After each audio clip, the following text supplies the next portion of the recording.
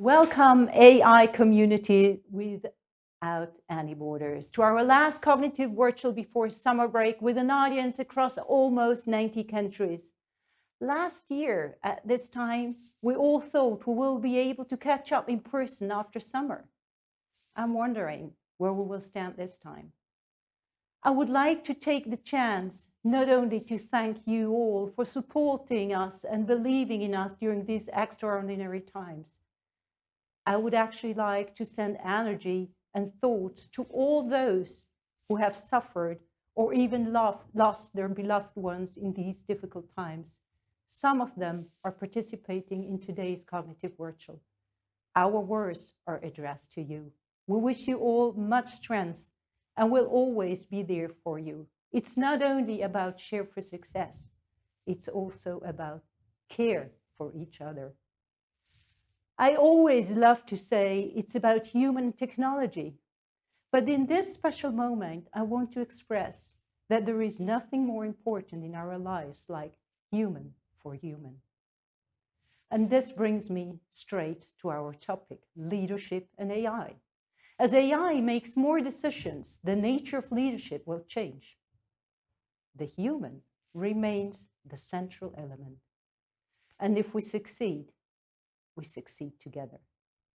In our rapidly and ambiguously changing business environments, where AI has more knowledge and experience, and therefore makes better and faster decisions than humans, the essence of effective leadership needs to be adapted. This cognitive virtual will shed light on the change in leadership, which is corresponding to renewed business environments driven by cognitive technology for the benefit of business and society. The focus of our keynotes and experts discussion today on as AI makes more decisions, the nature of leadership will change, will be around the interrelation between leadership, trust and AI, about leadership and technology alignment, and about practical insights into renewed leadership. I want to encourage you to use the chat and connect with your AI peers and the speakers globally. A lot of you thanked us for having virtually met like-minded people or beneficial business contacts through our platform. Feel free to share your thoughts, comments, and LinkedIn links to build further fruitful partnership. Share in the chat where you are where are you joining us from, showing the world our strengths as we work together to build a global and responsible AI community. So why wait? Act now and enjoy an insightful event starting with our opening keynote by Georg Kohlrieser, who will talk about can we solve AI's trust problem through renewed leadership. Dear audience, it's more than a special opportunity and a great honor to have someone like Georg contributing to our community. Thank you so much, Georg. Georg, you are an organizational and clinical psychologist and distinguished professor of leadership and organizational behavior at IMD Business School in Switzerland, as well as a consultant to global companies. You are a frequent speaker at management on professional conferences around the world, including the World Business Forum, the World Economic Forum, and the United Nations. You are a thought leader focused on high-performance leadership, high-performance teamwork, conflict management, change management, dialogue and negotiation, coaching, the person's effects, stress management, work-life balance, and personal and professional development. You are also a police psychologist and hostage negotiator focusing on aggression management and hostage negotiations. You have worked in over 100 countries, spanning 5 continents. Georg, you are the founder and director of the High Performance Leadership Program, the flagship 6-day IMD program for the experienced senior leaders, and the Advanced High Performance Leadership for former HPL participants. You are a notable media commentator on issues related to leadership, conflict, aggression management, and hostage negotiation, and had your own highly acclaimed radio call-in talk show in the US for over 10 years. Your work has been featured in the Wall Street Journal, The Economist, the Financial Times, Forbes, and other leading newspapers and magazines. You have been a speaker at TEDx talks in both New York and Lausanne. Dear George, I can't imagine a better expert for today's subject. We do not take it for granted having you kicking off today's Cognitive Virtual. George, the virtual global Swiss Cognitive stage is all yours. Wow. Thank you, Dalit. I really appreciate that introduction. And I'm very happy to be here today to address one of the most fundamental leadership issues in the worldwide AI community, and that is trust. How we can build trust. And we know that trust is at the foundation of what we have to do. And it really, really is dependent on leadership. Okay? And understanding this quote, if we can move the slides, the sad fact is that many people don't trust decisions, answers, or recommendations from artificial intelligence. We are fighting an uphill battle. And the trust is based on the human emotion of fear, and below the fear is loss. That the key to establishing trust is going to be psychological safety, okay? And understanding that leadership is the key to high-performing success. We know that you can reach a certain level of success, but don't go higher when leadership puts a lid on it. So leaders have to lift a person's vision to higher heights, raise a person's performance to higher standards, and of building personalities beyond normal limitations. That's the great management leadership leader Peter Drucker quoted. And we know that in AI, we have to bring a new vision, a new cutting edge part of understanding the whole mechanism of trust. Now, I'm just quoting here from your own organization, from SwissCognitive. These are the basic values that are driving you: emotional intelligence, agility, empathy, cultural intelligence. These are all leadership issues. I want to ground today's short session in helping you understand that you have the fundamental values there. How do we implement that? That's the leadership issue. Next. And over the whole process, we have to understand what it means to be a psychological and a physical hostage. Nelson Mandela, an icon of a leader who was at the cutting edge of driving change. And you all in AI are driving change. You have to understand change. And he spent 27 years in prison, coming out, speaking reconciliation and forgiveness. After 27 years, he could have been bitter. He could have been resentful. But no, his mindset was let bygones be bygones. And he used a poem, Evictus. And the heart of that poem was, I am the master of my fate. I'm the captain of my soul. You see, he was a physical hostage, but he didn't feel like a hostage. And that's one of my messages today. Leaders are facing all kinds of challenges, all kinds of obstacles, but never feel like a hostage. Even if you have a gun to your head, you don't have to feel like a hostage. You still have power to talk, still have power to breathe. You still have an inner world, okay? And understanding then the difference between physical hostage and psychological hostage. Now, as a hostage negotiator, I've been involved in hundreds of negotiations. And with physical hostage taking, we can get a 95% success rate, as measured by the FBI and Interpol here in Europe. That is, once a hostage negotiator enters, he has to create a bond, a connection, an emotional pathway to that hostage taker. And understanding the pain, the motivation. Why is this person taking hostages? Happy people don't take hostages. So being able to understand loss, and behavioral economics really has taught us that loss is more powerful in motivating than benefit. That's why in AI, you really have to be able to empathize with the fear, the pain. And lastly, to make concessions. Hostage negotiators can get a 95% success rate of no further injuries after they intervene. But here's what's interesting. Psychological hostage taking is even more rampant than physical hostage taking. We can be a psychological hostage to a situation, to an environment, to a boss, to a colleague, in personal life, all kinds of situations. We can be a hostage to the pandemic. And there are many people who feel like a hostage to that pandemic. And there are people who can feel like a hostage to AI. You have to be setting people free. And the same techniques that we use to get that 95% success rate, you as a leader can engage in. And the point is never, ever to be a hostage. How do you know when you're a hostage? When you feel defensive, when you feel like you are being held back. And and understanding how are you a hostage and how do you feel helpless, okay?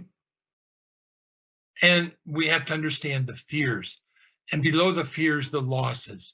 That's what defeats more things than ever. People have a lack of trust in AI because they fear it, because there's a loss that they have to deal with. The point is, people do not naturally resist change. They resist the fear of change or the unknown or the losses that are going to occur. You, as a leader in AI, have to be a secure base to create the psychological safety that people choose change. We know in hostage situations, you don't get succeed by telling hostage takers to come out. No, it's done by empathetic connection and by giving choice, primarily through asking questions, okay? And understanding that this starts in the foundation of connection. The number one role of leaders, and the number one reason why leaders fail, bar any, is that they don't connect well.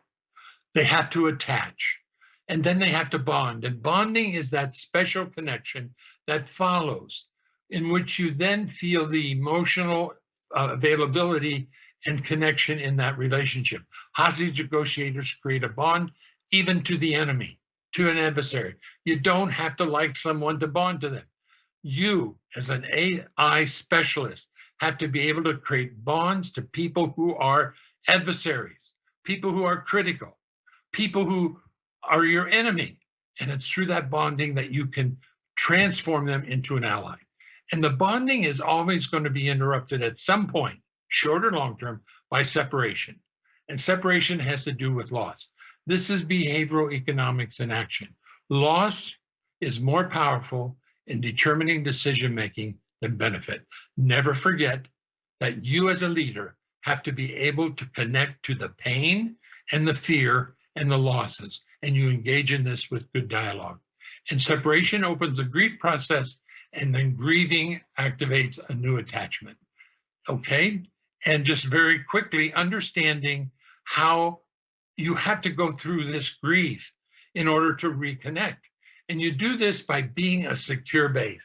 A secure base is a person, a place, a goal, an object that provides a sense of protection, gives a sense of comfort, and offers a source of energy and inspiration.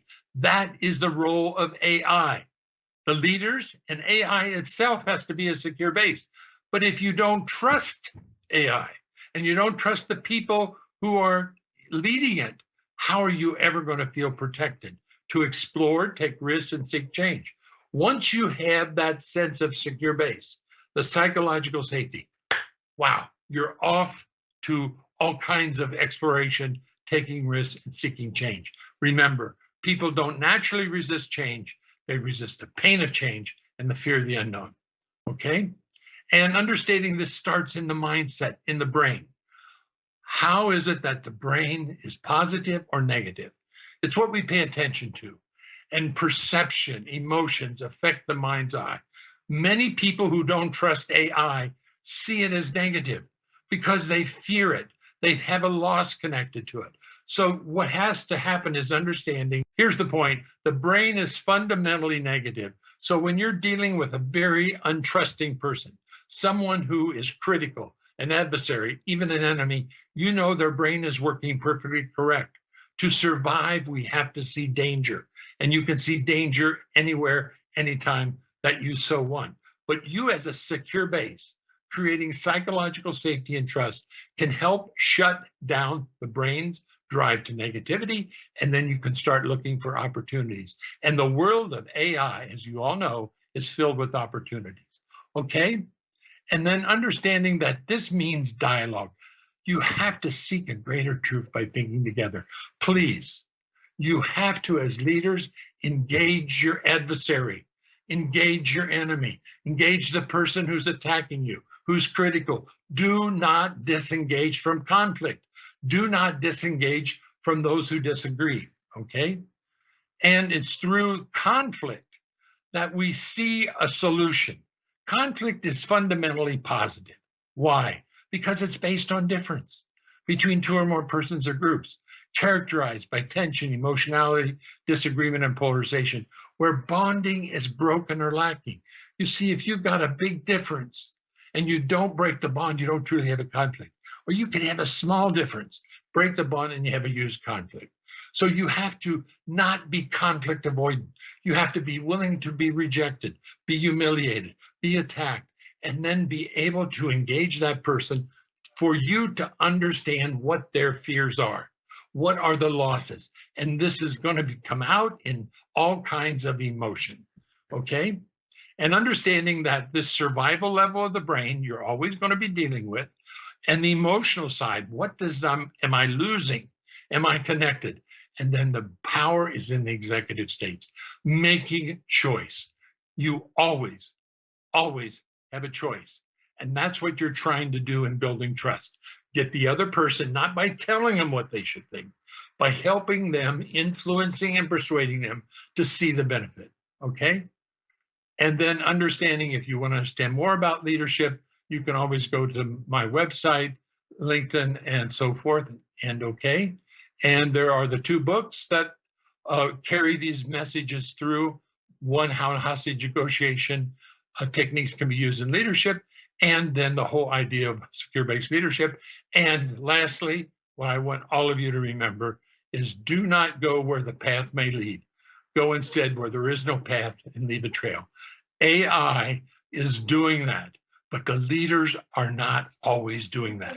So as a leader, please get out there, get those paths, even when you don't know where you're going for sure. So there you go.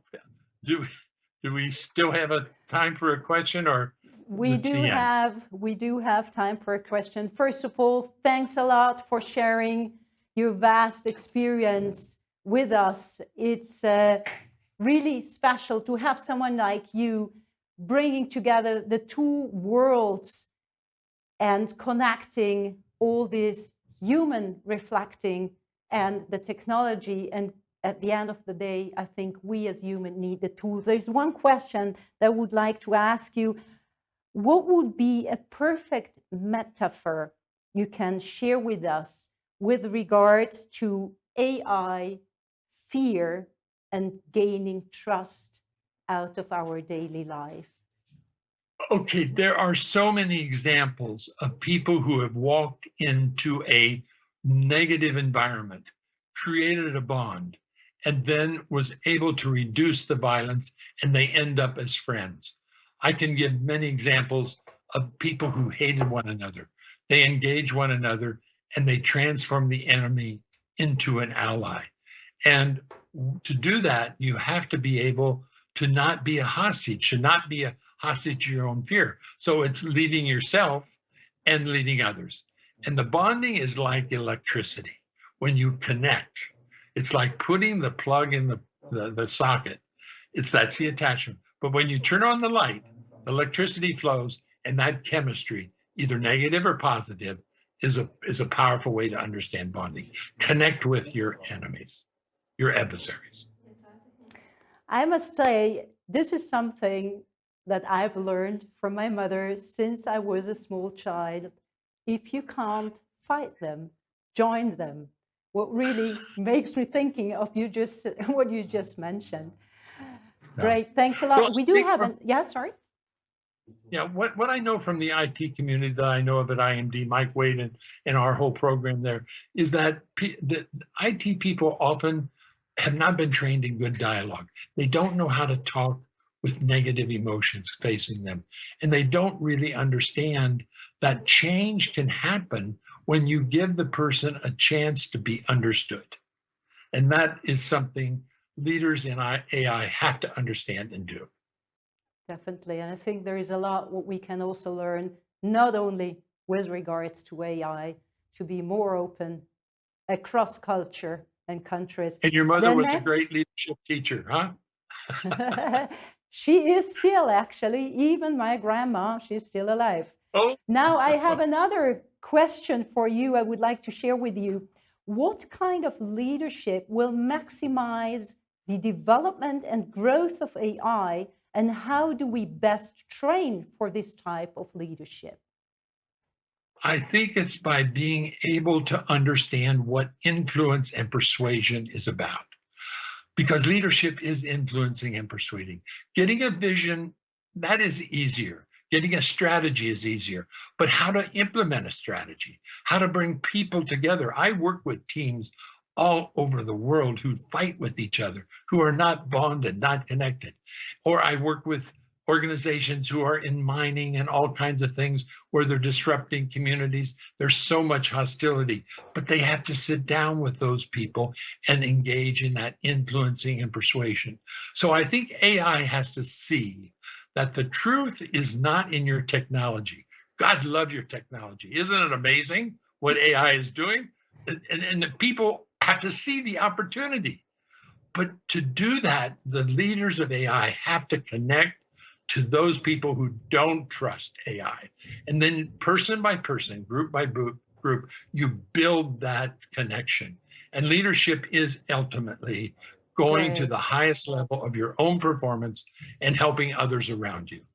Thanks a lot. I could go on for hours with you discussing George, and I would like very much to thank you for your contribution to our global AI community without borders and sharing your vast experience. We're looking very, very much forward to more collaboration with you and the IMD in the future. George, Okay. thanks a lot and see you I would very appreciate soon. that. And thank you for the invitation. Thank you. Now I'm excited to introduce you to our first panel discussion about practical insights into renewed leadership chaired by Ganesh. Ganesh, you are a technologist, storyteller, and entrepreneur who's passionate about data, AI, and its power to augment the human experience. An engineer by education, you founded and grew business units at Dell early in your career, and then your entrepreneurial journeys working early with Cognitive Scale, co-founding Molecular, and now work for Beyond Minds at their head of BD and partnership. You also have a show called Stories in AI, where you interview AI leaders around the world and captures their stories to inspire action in AI.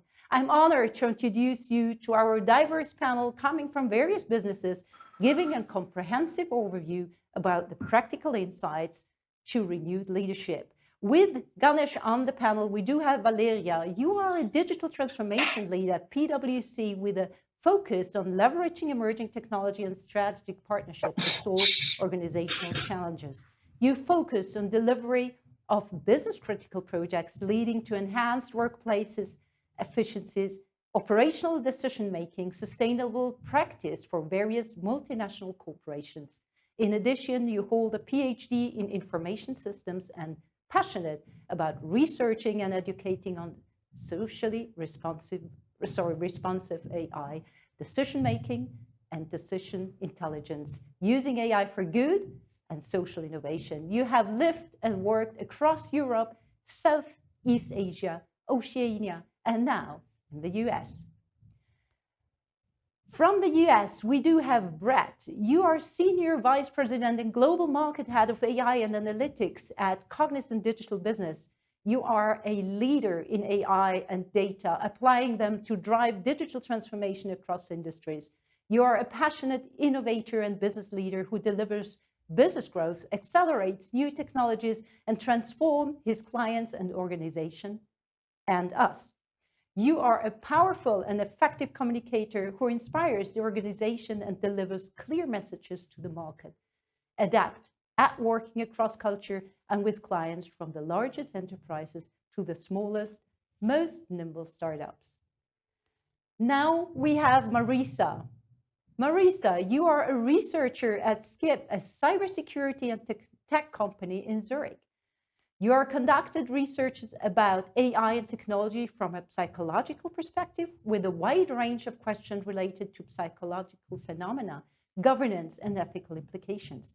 Your research area are about trust, behavioral performance measurements of conversational AI, and lethal autonomous weapons system. As an organizational psychologist, you have experience in social and educational institutions with a specific passion for digital teaching learning trends and have been teaching in several higher education institutions in Germany and Switzerland. You published various media articles, books, and papers, and are a frequent speaker on conferences and events worldwide. Last but not least, Marisa is chairing the Women in AI in Switzerland, is a SwissCognitive ambassador, and a very good friend of ours. Last but not least, with you on the stage, we have Philip. You are a professor at Saarland University and scientific director at the German Research Center for Artificial Intelligence and are one of the co-founders of CLAIR, bringing together the European AI community for excellence across all of AI for all of Europe and beyond. With a human-centered focus, you combined research in AI, visual computing and simulations, and high-performance computing to enable trusted AI, the ability to provide practical guarantees about AI systems. My dear AI thought leaders, the virtual stage is yours. Ganesh, may I hand over to you? Right even. I don't want to click it now, but so I just have it before we forget at the end. So we're all on the screen. Just smile. All right. Can you all hear me? I'm assuming you guys can hear me. And okay. All right. So thank you, Dalit, for the introduction. Am I good to go? Okay. All right. Excellent. Thank you so much, Dalit and Andy. Thanks for putting this great event together. And I'm really honored to be with this amazing set of panelists today. And I'm really thrilled to be sharing this conversation. Artificial intelligence is an exponential force in our society, right? It changes the way we live, we work, we collaborate, and communicate. It is probably the single most impactful innovation of technology in our lifetime and has predicted to have a $13 trillion impact to world GDP by 2030. Now, today's topic is the nature of leadership and how it evolves and changes in a world that's going to increasingly become more intelligent, right? With AI and automation, in a world where we'll have humans, AI agents, both semi-autonomous and autonomous devices and autonomous agents and cognitive processes all running within the society, within organizations, within the world, it really impacts everybody around us, our customers, our partners, our suppliers and employees. And the nature of leadership in organizations calls for some unprecedented changes. So in the next 30 minutes, we're going to focus on some practical insights with this renewed leadership needed at this time. And I have Valeria, Brad, Marisa, and Philip with me today. So I'm going to start directly into this and start with Valeria on the question of, Valeria, you and I were talking about Industry 4.0 and Industry 5.0 and how this change and evolution of historical innovations that are just caught up to where we are today, right? Why is this critical today in terms of leadership and the need for leadership? Why is this renewed sense of leadership needed for Industry 4.0? Talk to us a little bit about that. Thank you, Ganesh. First of all, thank you so much for being here. And I'm going to echo your comments and say that we live in the most interesting time at the moment, right? We are actually on the edge of Industry 4.0, digitalization, automation, and Industry 5.0, right? It's all about mass customization, personalization, and so on. So what we're expecting now that the fifth industrial revolution will actually push forward more advanced human-machine interfaces, interconnection, interrelations, right? So we are expecting faster turnaround, more precise decisions, more efficiency, more customization, faster speed, better quality. So all of this creates already complexity, and we are flooded with the data, right? So we are actually expecting AI take over the decision making on a daily basis. And the next generation of managers and the leadership, actually what they need to do, they need to allow AI to the board, right? They need to let them to make a decision, let it enter, don't put the boundaries in. And then they use the advantages of AI for the complex problem solving, and actually use the advantages of this unemotional decision making that AI has got overcome the human limitations, right? Such as natural biases and emotions. So I think this is the first step. And then by this, letting AI to make automation, we don't expect now the leadership to make all of the decisions, right? We should be outsourcing simple tasks to machine. We came to this point. We don't have time anymore. So, and then the second, this will actually free up the leadership, the team, the TCU to focus on more highly intelligent human aspects of decision making. Actually, that's the one on innovation thinking, strategy development, workforce transformation, and this one of the essential impacts is how do we bring humans and technology together, right? So we can stay on the wave of digital transformation and the technology innovation as well. So I think that's why the first of the steps that we should be taking is actually getting AI into the board. Awesome, Valeria. This is it's amazing you say that. We're into this world where we're in the midst of the explosion of data, the explosion of intelligence and non-living things, and not just human beings who are being intelligent and stuff, right? And so I want to turn this into Brett and ask him with his experience with working with a large set of organizations across the world, leading the analytics and AI practice at Cognizant. How will decisions be made differently in this data-driven world? So decisions for the last 30 years have been made based on someone handing someone a report saying something bad happened. And it's a huge focus on what happened instead of what's going to happen next. So what's really changing now is through the use of machine learning and AI, almost every data point that business leaders look at can now be driven as a forecast, a predictive model.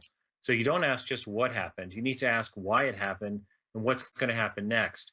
I think business leaders going forward are now looking at the information in front of them, not as historical past backwards looking view, but really here's what's happening right now, here's what is likely going to happen.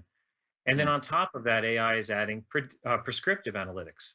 So I already saw during the pandemic the shift in, for example, in supply demand forecasting in retail, that almost every data point going on with revenue was really a forecast model, a predictive model with a confidence level of what might happen. And the really great decisions are being done with prescriptive analytics, using AI to not just see what might happen, but to prescribe what the best action to take is to get the outcome you want. And in those cases, like, for example, we did a project on insurance underwriting. In underwriting, you can see what likely will happen, but also recommend the best rate to balance between revenue and customer satisfaction and profit and risk to get the best decision. And decision makers will consult with AI so that they can see ahead what's going to happen and what to do about it. Awesome. And Brad, don't you also think it is also to do with the nature of the rate of change of data itself, right? You're now, the speed at which new data comes along is very different. Now, you can always argue whether that lead to better, higher quality decisions versus it's the quality of the decisions are the same or so. If I could just add, I think it's the speed of data, but also the volume of data. And what most people don't realize is they have no idea which data is causal. And so they tend to look at the data in front of them instead of knowing which data matters, watching for changes in data and using causality to really better understand which data to look for. it's a huge challenge and a great opportunity. Awesome. Now we're in this topic talking about leadership itself, right? How it's not so much about just the technology, but the impact of that technology and what we need to do as business leaders to really thrive in this environment. And Marissa, you speak about leadership is not just management, right? Why is that important, especially in this data-driven AI era? Yeah, thanks. I mean, I kind of want to follow up on also what Brett just said.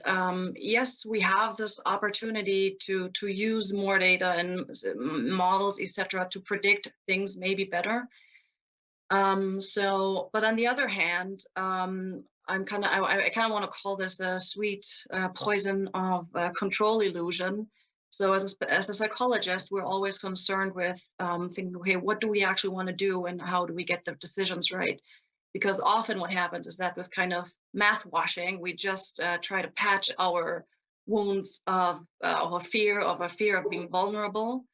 And so we always have to be careful that with the numbers, we just, we don't rely too much on these numbers, because all models, all regression models, everything we want to predict, everything is flawed, right? In psychology, we do prediction. That's the major goal of our studies. And we know that these things are flawed. And we always have to keep in mind that nothing in this is perfect. And people have the tendency to believe that these predictions, that everything what machines do are perfect. So, but coming back to your question, sorry, I just wanted to comment a little bit on what Brett said. And secondly, and it kind of relates to the difference between management and leadership. So management basically is thinking about how do we want to do the things. It's more operational. It's tasks, it's administration, it's rules, it's normative. Whereas leadership is a little, well, it's a little softer. It's more about influence. It's about how do we want to interact with our people. It's basically, it's a little softer, right? So, and especially now in this data-driven world, we want to make sure that we don't only think about management and the tasks we want to accomplish. We do really want to think about how do we want to be a leader? How do we want to serve our company, our community, our country as leaders, as the persons we are, and the approaches we take within our society. No, it's awesome, Grace. And you called out something very, very critical, right? Which is there is the qualitative aspect of actually gathering data and making decisions. And obviously, more data and more models doesn't necessarily mean higher quality decisions on the one hand. But that said, at least you will be empowering the human being to go make better decisions with a lot more data and a lot more analysis. But on the other hand, when it comes to leadership and the topic as such, it is more critical to also understand things that make us uniquely human, which is the emotional aspect, the empathy, the aspects of that.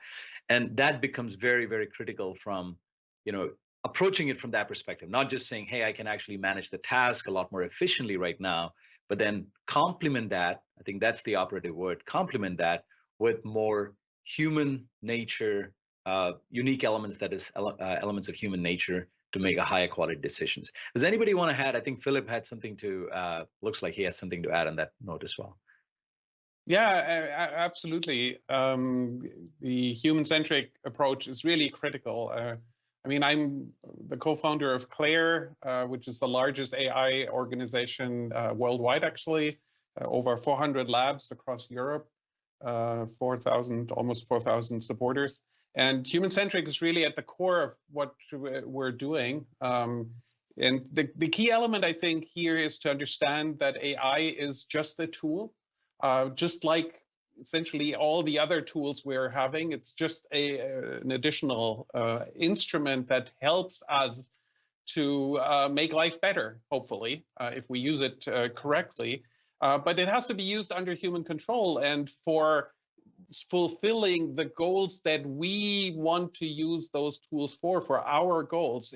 We're not talking about AI for creating artificial humans or things like that.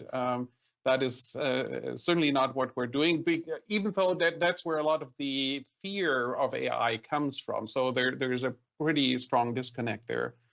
But we talk about the simulation aspect, the modeling aspect of the world, the prediction aspect. This is absolutely critical, and it's a little bit like weather forecast, right? I mean, yes, it's often wrong, but it's gives you a very good hint of whether you need to take an umbrella tomorrow or not.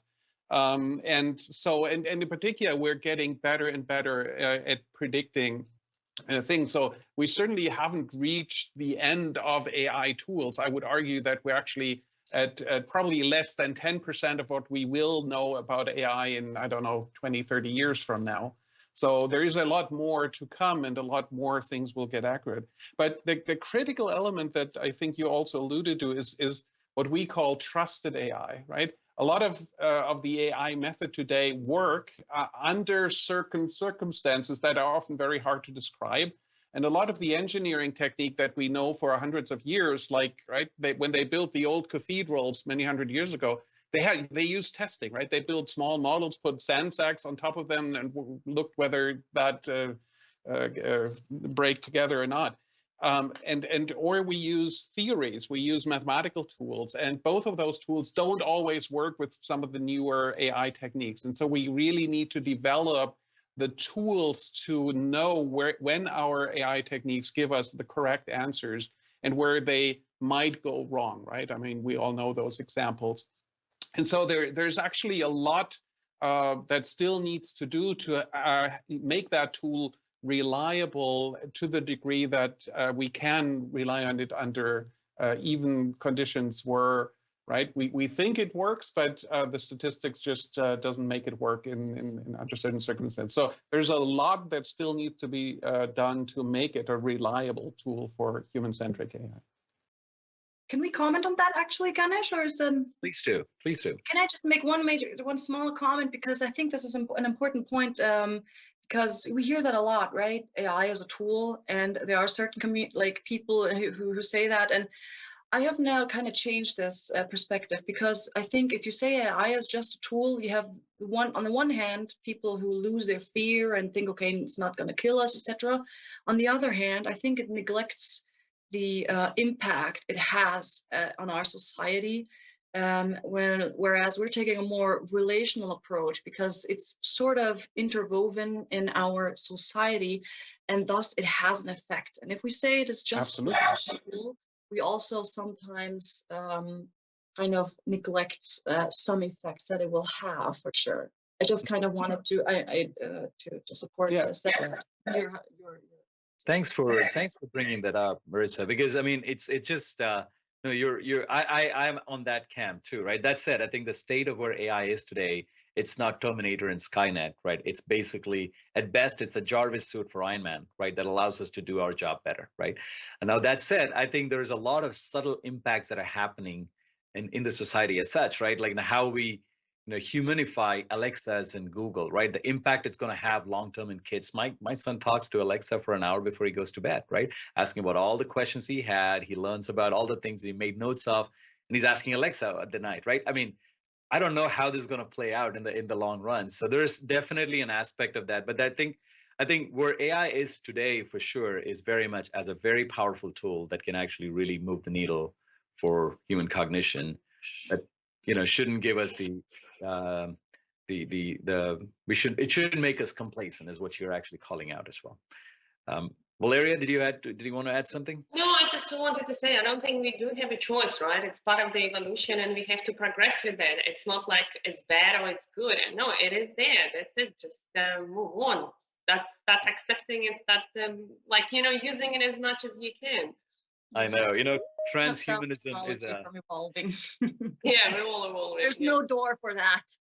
Transhumanism is a different topic. So let's coming back to this, right? So on the first round of questions, I think the couple of quick takeaways, right? One is we're in this industry 4.0 where decisions have to be made, and you have an explosion of data and models to assist you to make higher quality decisions. But don't forget the human side of things, of actually now complement the qualitative aspect with the quantitative, innately human aspects.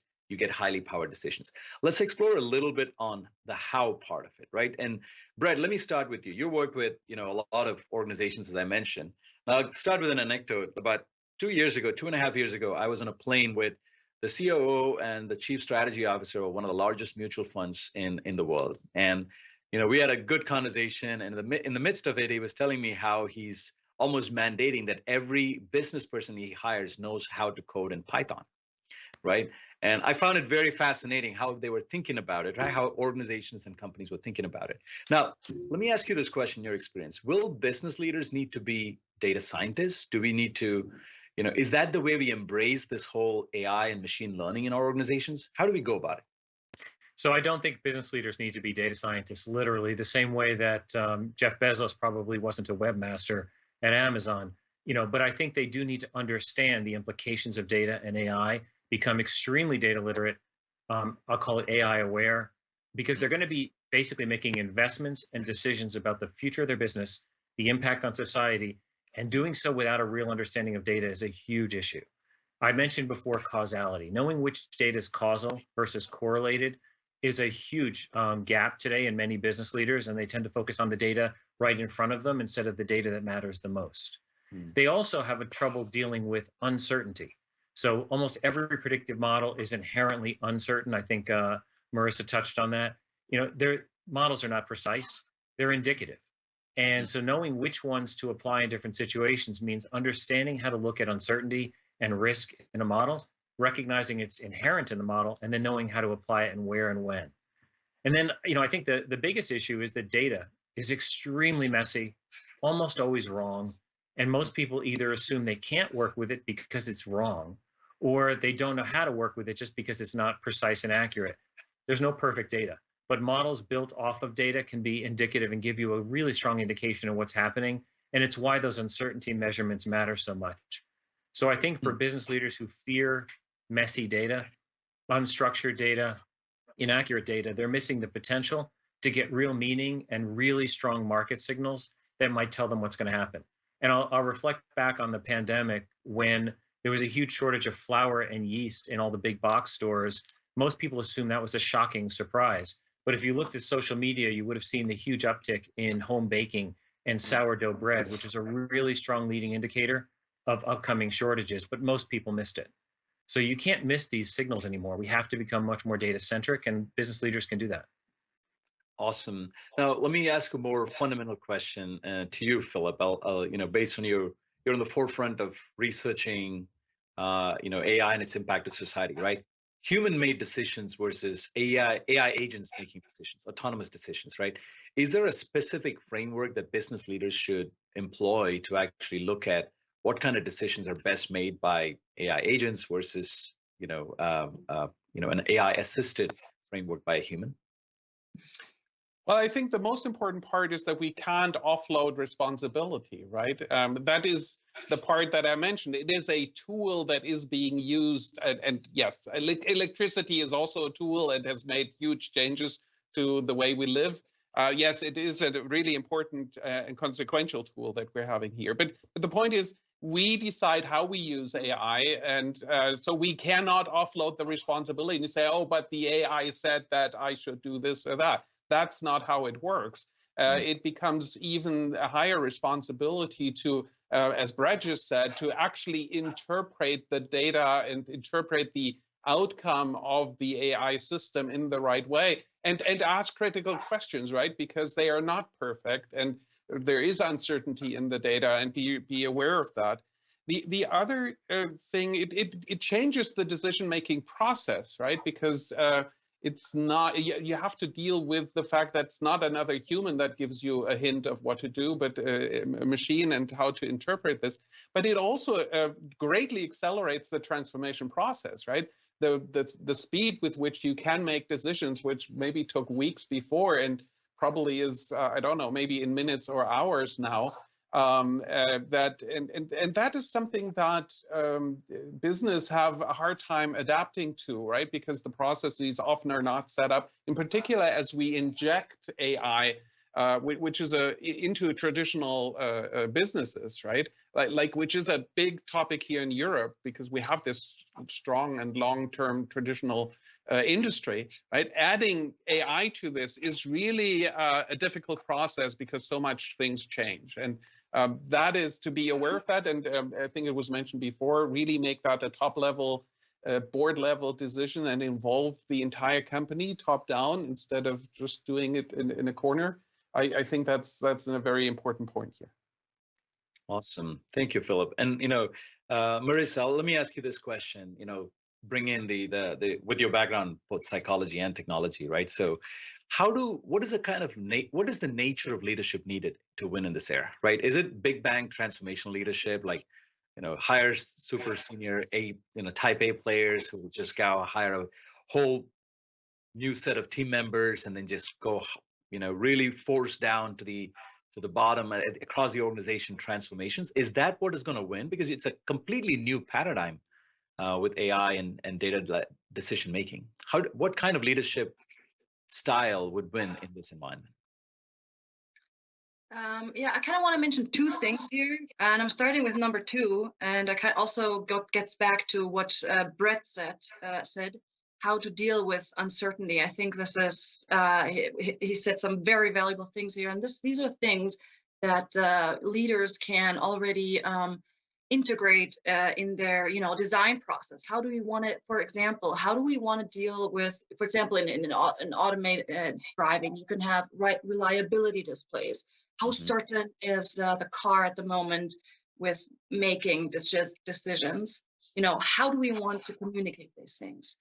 I think that was extremely important. Also, how can we employ participative design within our company, so that who do we want to integrate with in our earliest stages of designing our product, or if we just injecting it in a company, who do we want in there? So I think these are the two things I just wanted to touch upon. I think Brett said some really, really important things here. So how do we want to deal with uncertainty? How can we incorporate participative design?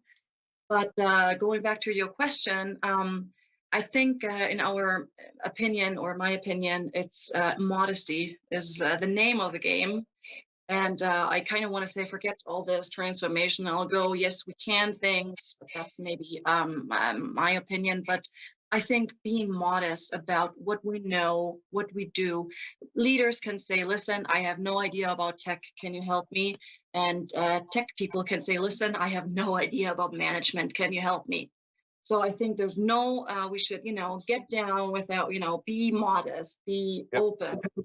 Say yes to vulnerability. And this also increases trust between our companies, trust between our cultures and clients, and so on.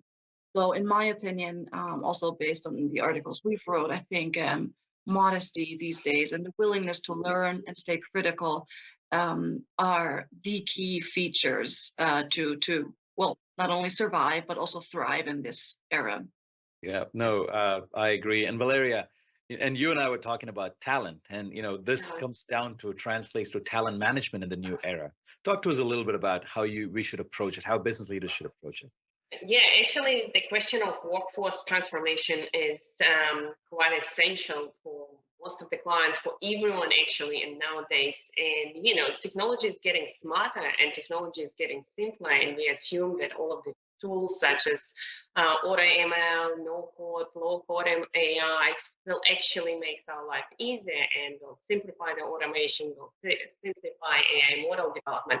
However, it is still not as easy as it seems like, and it's still complex.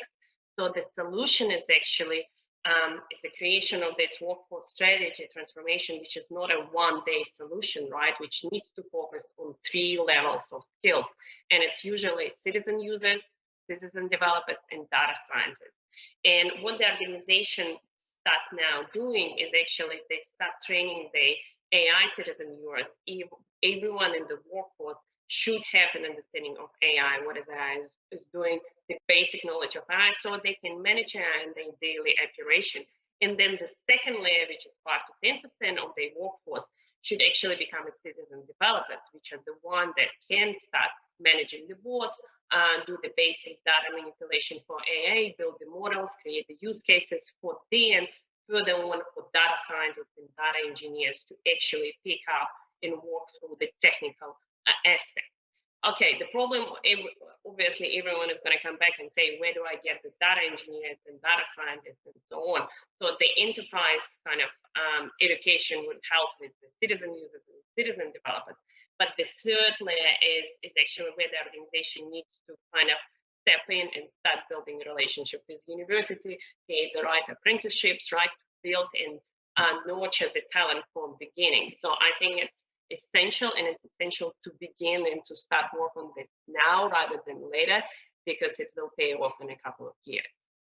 That's awesome. Thank you, Valeria. And we're running out of time, so I got to wrap this up very quick. But I think that you made, all of you made some really critical points around inclusion, right? How do you actually, I think the technology transition that's going to happen in organizations is going to also create this wave of people who know and or have embraced this technology and AI and automation, and people who haven't, right? So there's going to be a lot of inclusion, modesty as a leader, making sure that you're showcasing the vulnerability and bringing everybody along in the journey is going to be critical. So I got rapid fire questions for all of you. And, the first one is a really short question. You got to answer it in like maybe 3 words, right? In a world where AI is making all the decisions or assisting to make your decisions, what is one mistake a business leader should not make? I'll start with you, Marissa. With whom? With Marissa. Oh. In 3 words? Yes. Never stop thinking. Never stop thinking. Never stop thinking. Brett. Do not delegate this just to data scientists. We're all responsible. Do not delegate, but that was more than 3 words. That's awesome. Valeria. Okay, maybe I will say what to start doing, right? Because it's easier. I think start small, evolve, scale, and fail fast. Awesome. Philip. Modesty is good, but don't wait. Be proactive and be willing to take risks and be willing to engage with research, because AI is changing so quickly and will keep changing so quickly that you have to be prepared to change things as you develop them, as you introduce them, and as you use them. Sorry, we're more than 3 words. No, that's awesome. I think another one, don't follow the hype. Automation, technology will keep changing, evolve, and don't follow. Focus on your own strategy and your own problems. Yes. I'm going to ask Brett and Marissa only the next question, which was the other side of this, right? Give me one takeaway for business leaders, because you guys both touched upon both what you shouldn't do and what you should do, right? So Brett, one takeaway for business leaders listening here, what should they do today practically when they get out of this meeting? It's time to let go of fear and start to learn. Awesome. Marissa, what should they do? Connect. Okay, wait, let me. The next thing you do is now connect to one of these people on this, conference, and ask a question you haven't understood or something you want to learn about. Just connect, be open, and communicate something. Awesome. I'm sure we'll have in the show notes and in the collateral of the event contact details for every one of us. It was such a pleasure and a great honor to have all of you, Marissa, Philip, Brett, and Valeria, to have you on the panel. This was a blast. I think as leaders, it is upon us to actually really embrace this transition that is happening, even accelerate it, because it's for the benefit of humanity. And we are, really in this, I call it the Goldilocks moment in history, wherein we have the ability to shape the future and bring our organizations with us when we do it. So good luck to all the business leaders. Thank you so much for watching and listening. Appreciate it. Thank you, Ganesh. Everyone, was Thanks a pleasure. a lot. Just Thank you remain so quickly much, with guys. us. First of all, it was great. Again, I could listen to you on and on and on. And thanks a lot, Marissa, for this saying, hey, get connected with our speakers, with your peers in the chat. And I would just like to add my 3 words, or actually SwissCognitive 3 words: share for success. I think this is the essence at the end that will put everything what you said together. Valeria, Brett, Marissa, and Philip, it was great having you with us, and Ganesh for this professional and involving moderation. We have such a diverse audience with us. I can imagine how much they benefit from all of your insightful experience. Take care, have a great summer, and now let's switch to practical insights and listen to Ali, who will talk about adjusting mindset, skill set, and Toolset to remain relevant and effective. Ali, you are a transformation leader with more than 20 years of technical and executive experience. You are the former Chief Technology Officer at Sephora, where you were responsible for driving digital transformation and the innovation agenda. You are an active investor and advisor to multiple innovative AI startups and a sought-after mentor, thought leader, and speaker on current and emerging topics ranging from AI to customer experience. Ali, please share with us your insights. The stage is yours.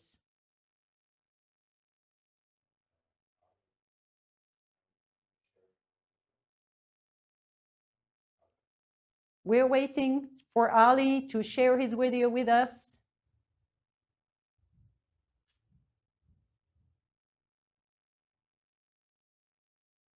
That fantastic introduction.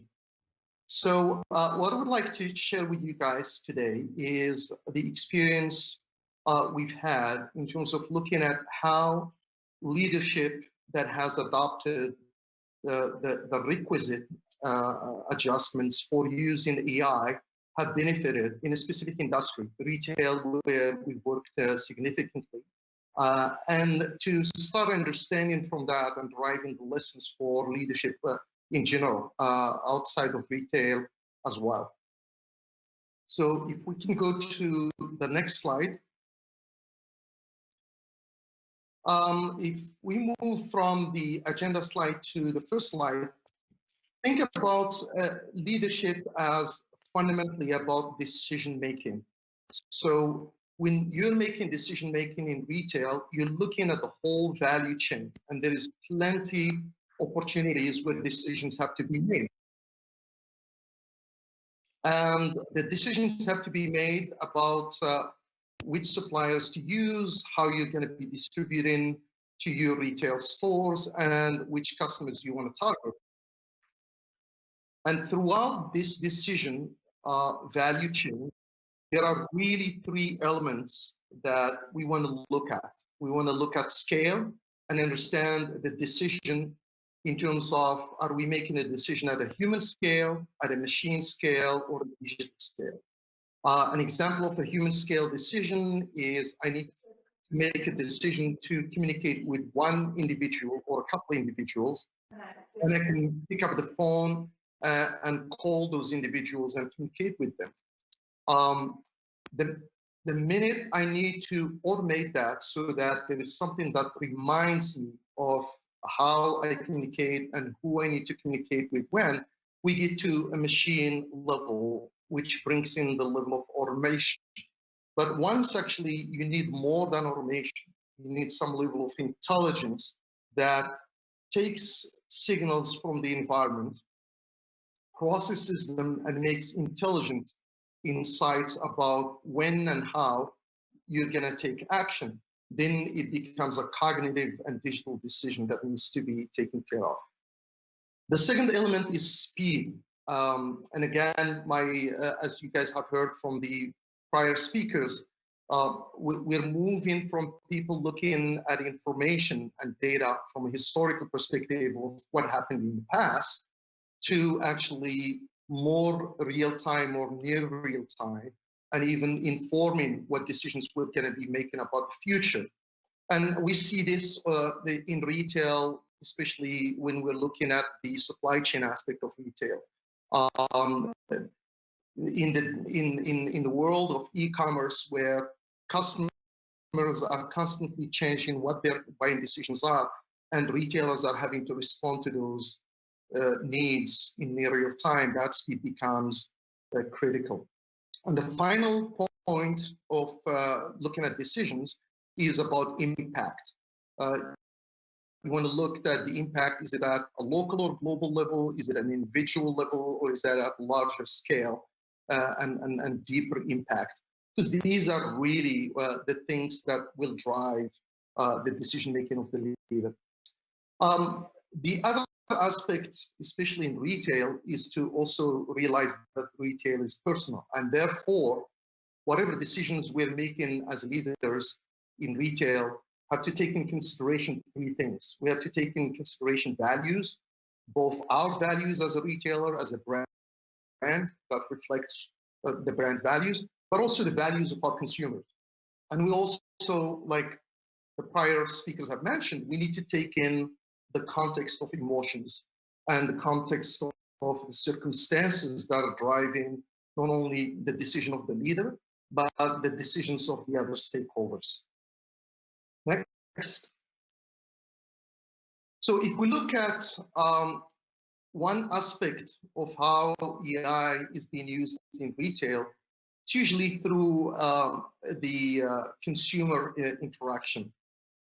Retailers today, starting with the digital natives like the Amazons of the world and the brick and mortar retailers who are waking up to the importance of using AI to drive better results, the leaders there are starting actually now to analyze consumer behavior and understand it better. Once you understand it, then you're able to make better decisions about your optimization approach.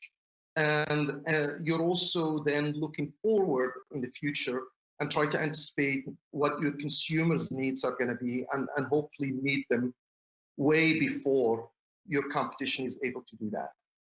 And as I mentioned, next slide, as I mentioned in the prior slide, supply chain is one area where we're seeing the demand, and that demand is driven by both the scale in terms of the scale of the global supply chain networks, but also the speed and the ability of the supply chain to be resilient and for the leadership decisions also to be resilient, so that if a shipment of by boat, for example, is denied access to a seaport for whatever reason, for security reasons, or like what we've seen in the current pandemic for health reasons, then you need to know about that event in as near real time as possible. And as leaders, you need to have actually sufficient informational context that allows you the comfort to make a decision that approaches an optimal outcome. And if you look at some of the studies that were done, and this is a study that was done back in 2018 by Symphony Retail, it's showing again that almost out of the surveyed leaders, at least in retail, 1/3 were saying that they were already using AI currently for demand forecasting. Almost half are using it for inventory planning. And again, a little over 1/3 were using it for replenishment and controlling the real-time replenishment cycles. And those are very encouraging signs that the adoption of AI to drive better decisions is getting better. So if we go to the next slide, what we're seeing basically is that AI is devouring all aspects of decisions that leaders have to deal with. And what's allowed for that is the abundance of digital data that is a direct result of the quantification of the different aspects of what retail are. So today, transactions, of course, are quantified because they've been digitized, they're numerical, everything from the point of sale to credit cards, right? But what's interesting now, because that's been there for a while, but what's interesting currently is we're starting to quantify persons, especially the consumer today is one of the most quantified entity in this world of data, right? We know more about our consumers today than we've ever had data about in the past. And the last one that's really interesting for me is the quantified experience. So instead of just looking at an individual, a consumer, for example, just as somebody who has certain attributes, and we look at what transactions they have done and what kind of demographic we can fit them into, smart retailers are starting to look at the whole experience, and the components of experience is not just the consumer themselves, but their interaction with the product, and beyond that, their interaction with the brand and their interaction with their social network. So it's that set of interactions that creates an experience. And if we can quantify that experience by actually collecting measurable data about it, then we can use that to actually drive the decisions that we need to drive.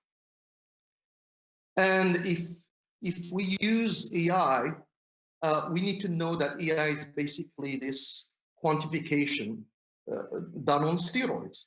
And every time you're using AI, you need to understand that what you're doing is you're doing an amplification of speed, of scale, and of spectrum of impact.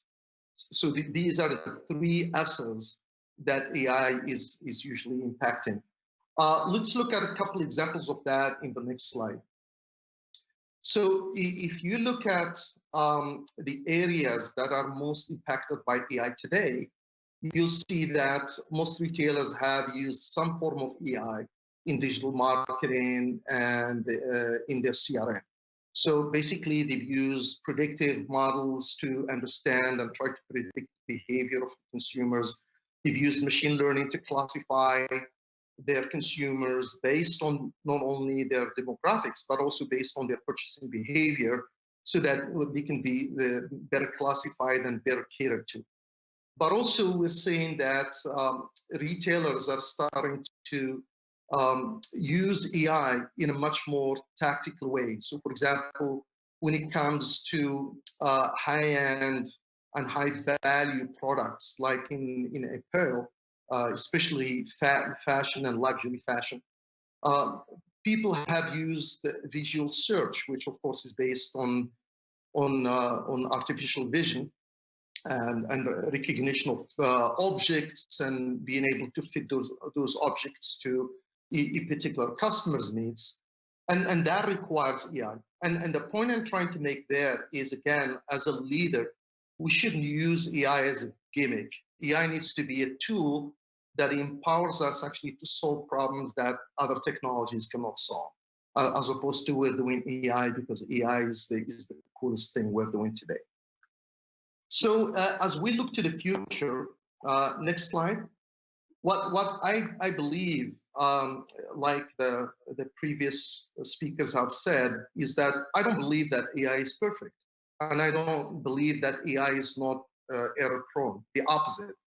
The key thing for leaders to understand is actually that AI, just like any other decision assistance tool, is prone to errors, and you have to embrace that. So what we have to do as leaders is we have to embrace the fact that things are going to be imperfect, that predictions are going to be uncertain.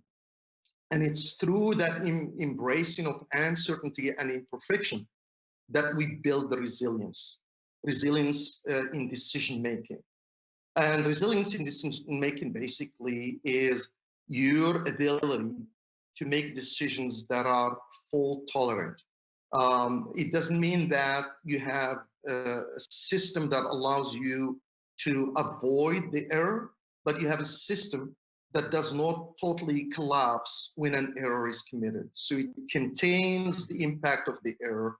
It also allows you a reasonably quick recovery from that error, so that ideally the impact of that error is not visible to your stakeholders, or is minimally impactful to your stakeholders. And the way you do that is two things. One, first, conversions.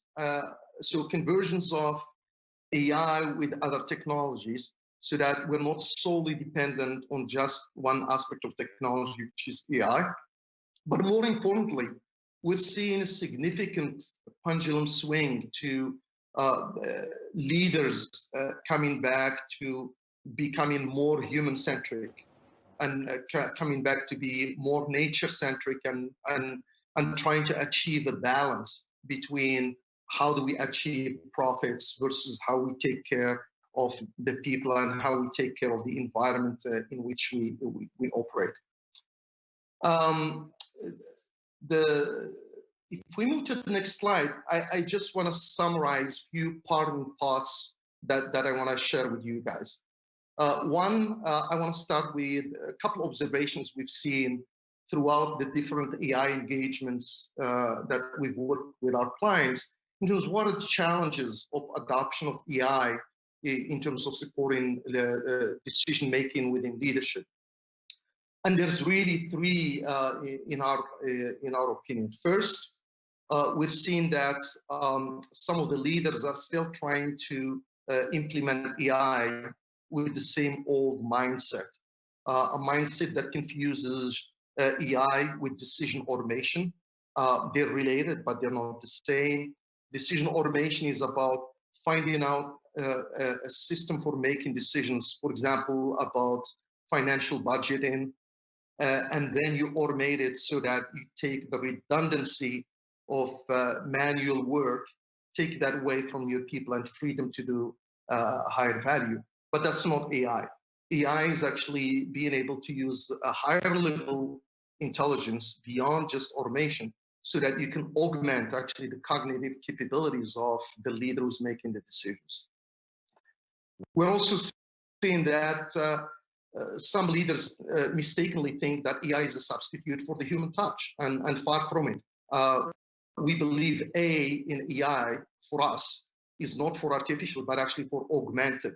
We really don't see the difference between AI and, for example, mechanical augmentation. People from the very beginning have used a simple tool like a lever to actually augment the muscle power that we have as human beings, as limited as it is, and augment it and multiply, use it as a multiplier of that force so that actually we can move objects that normally we could not move just based on our muscle energy. And finally, in terms of the mindset, I think one of the key things is leaders tend to quickly get frustrated when their first AI attempts fail. And from our experience with our customers is early attempts may not be as satisfactory and may not be producing the results you want. But the key thing is to stick with it and actually think about this as an iterative process where you do small iterations, you fail early, you fail at a smaller scale so that you can get to the desired result faster at a larger scale. The second point I want to leave you with is, again, that AI requires new skill sets for our leaders.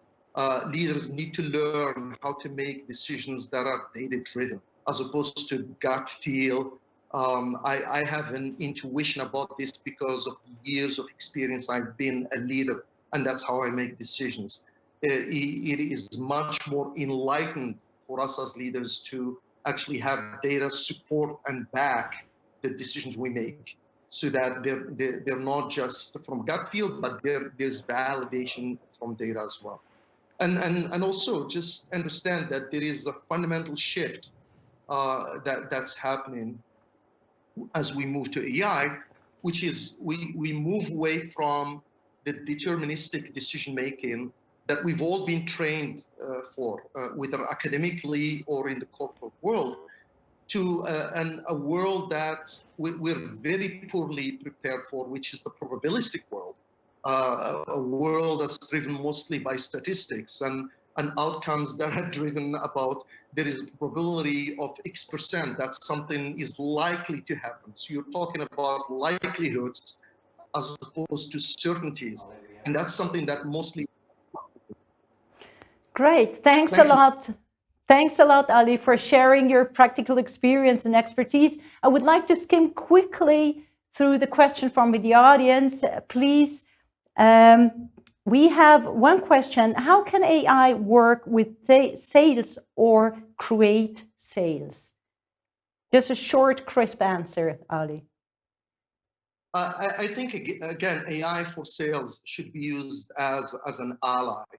So an ally that allows you to focus on who do you sell to and what do you need to prepare to make sure you have a better offer to the person you're selling to. And there's plenty actually solutions for that. The best example in retail is a recommendation engine that recommends the best next offer or the next discount or product. Thanks a lot. Unfortunately, we don't have time for more questions. There were some questions. Please reach out to Ali. It was great having you with us from Morocco. And I really hope to stay in touch in the future and have more exchanges together. Thanks a lot, Ali. Thank you. Now, let's listen into our next panel discussion chaired by Tom Allen about aligning leadership with increasingly smart technology. Most of you already know that Tom recently joined SwissCognitive as facilitator and panel chair and supports our team with his amazing talent, unlocking the potential of every panel discussion, captivating the audience. Tom, you are the founder of the AI Journal, a free open source information hub on AI and emerging technologies. You have a passion for providing tools and resources to educate people on these topics covered on the AI Journal and provide the audience with an engaged platform to help them. With you on the panel, it's my great pleasure to welcome Parul, Peter, Parinas, and Aruna.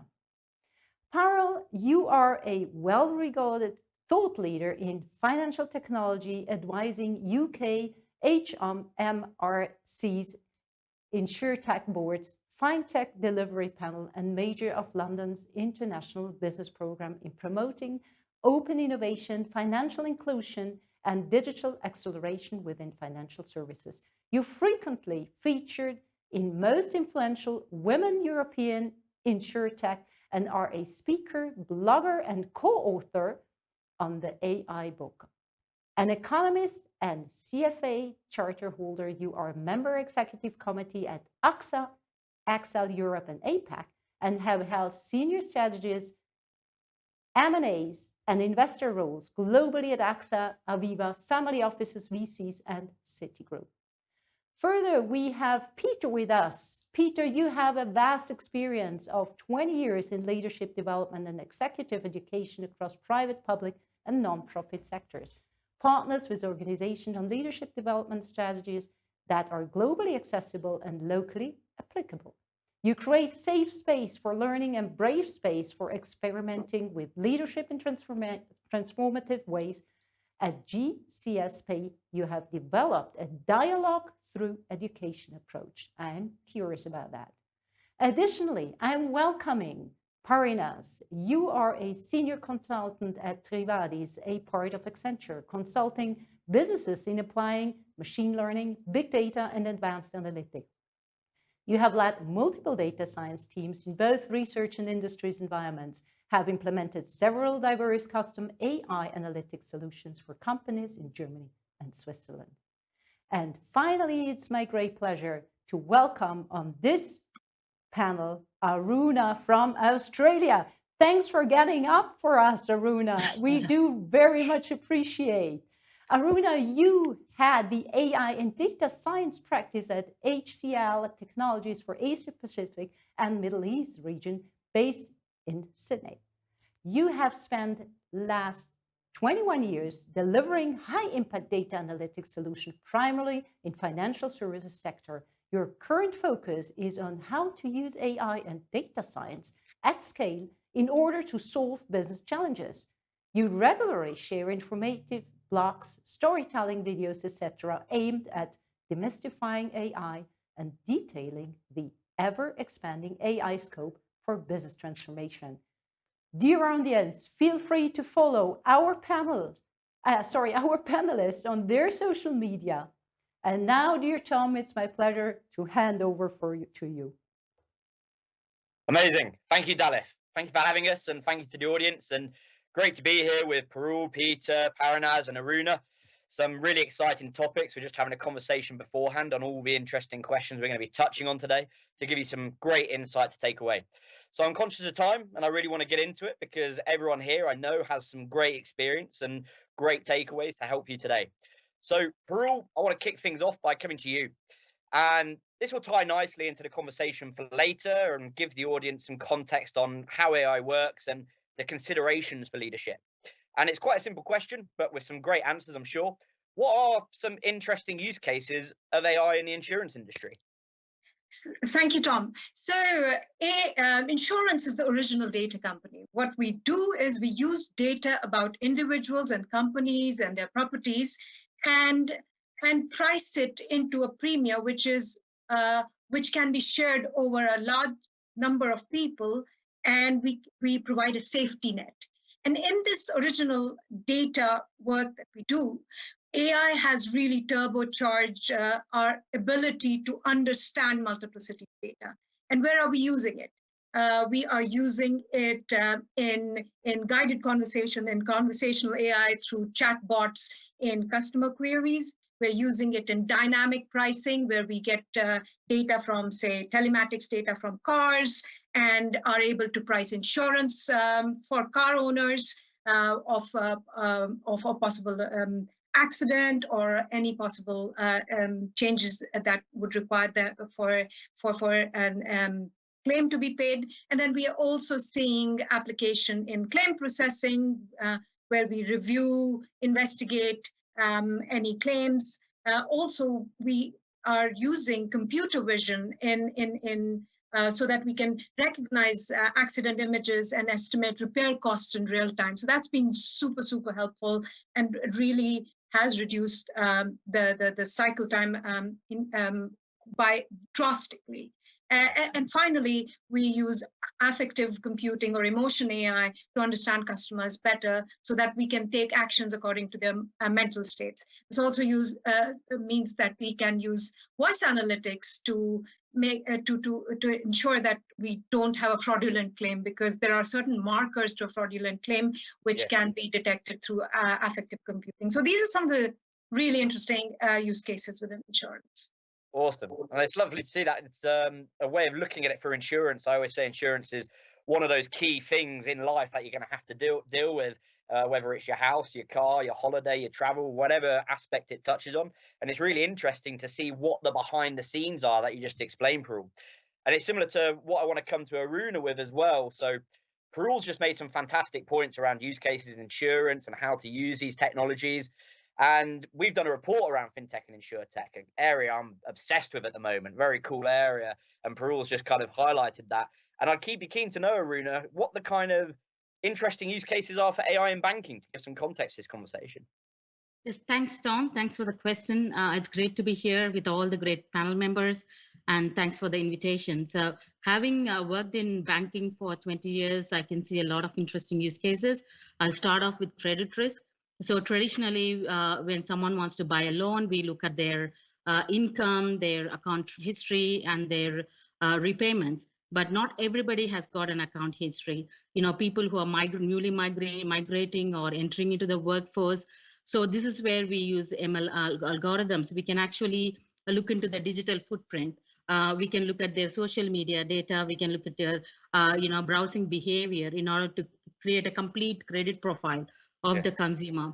This way, we are able to, service to all sections of the society and still reduce the risks of the loan. The second use case I can think of is fraud. So traditionally, we use rule-based methods to detect fraud. With the digitization, more and more services are going online, which means more channels for fraudsters as well. Now, using AI and ML, we can analyze each and every individual's consumer behavior as opposed to the normal consumer behavior and look for anomalies. And all of this can be done in real time. The third most important use case for me personally, though, is the data protection and privacy. As you know, banks have got a lot of data. They can have personal and sensitive information. So we use ML algorithms to actually sniff through the data within the systems and identify where the sensitive data is there, how it's been stored, it's been encrypted or not, and make the necessary changes. So these are some of the typical use cases, but using more and more sophisticated algorithms to address the problems. Yeah, and I think you made a great point there that I picked up on, Aruna, which was looking at knowing your customer and understanding the security behind it, right? Because that's what we always want to make sure we've got when we use these new technologies. I know, Parul, you've talked about it before, and looking at the kind of cybersecurity that goes on behind it and the ethics, which we'll touch on later today. And really interesting to know that's the key kind of pusher behind the banking industry. So Paranaz, I want to come to you now, and I want to kind of switch it up a little bit and look at, obviously, this panel's around leadership and this whole conference around leadership. And I'm aware that some of us might not feel that AI will likely affect business practices in the future across the C-suite. And I'm interested to know, what would you outline, or are there key tactics you think that C-suite executives can use to reshape their divisions? So looking at the technologies that Parul and Aruna just well mentioned, how can we reshape those divisions? Well, first of all, thank you, Tom. Well, the thing is, I think in future and almost today, AI has become one of the co-workers of every leader.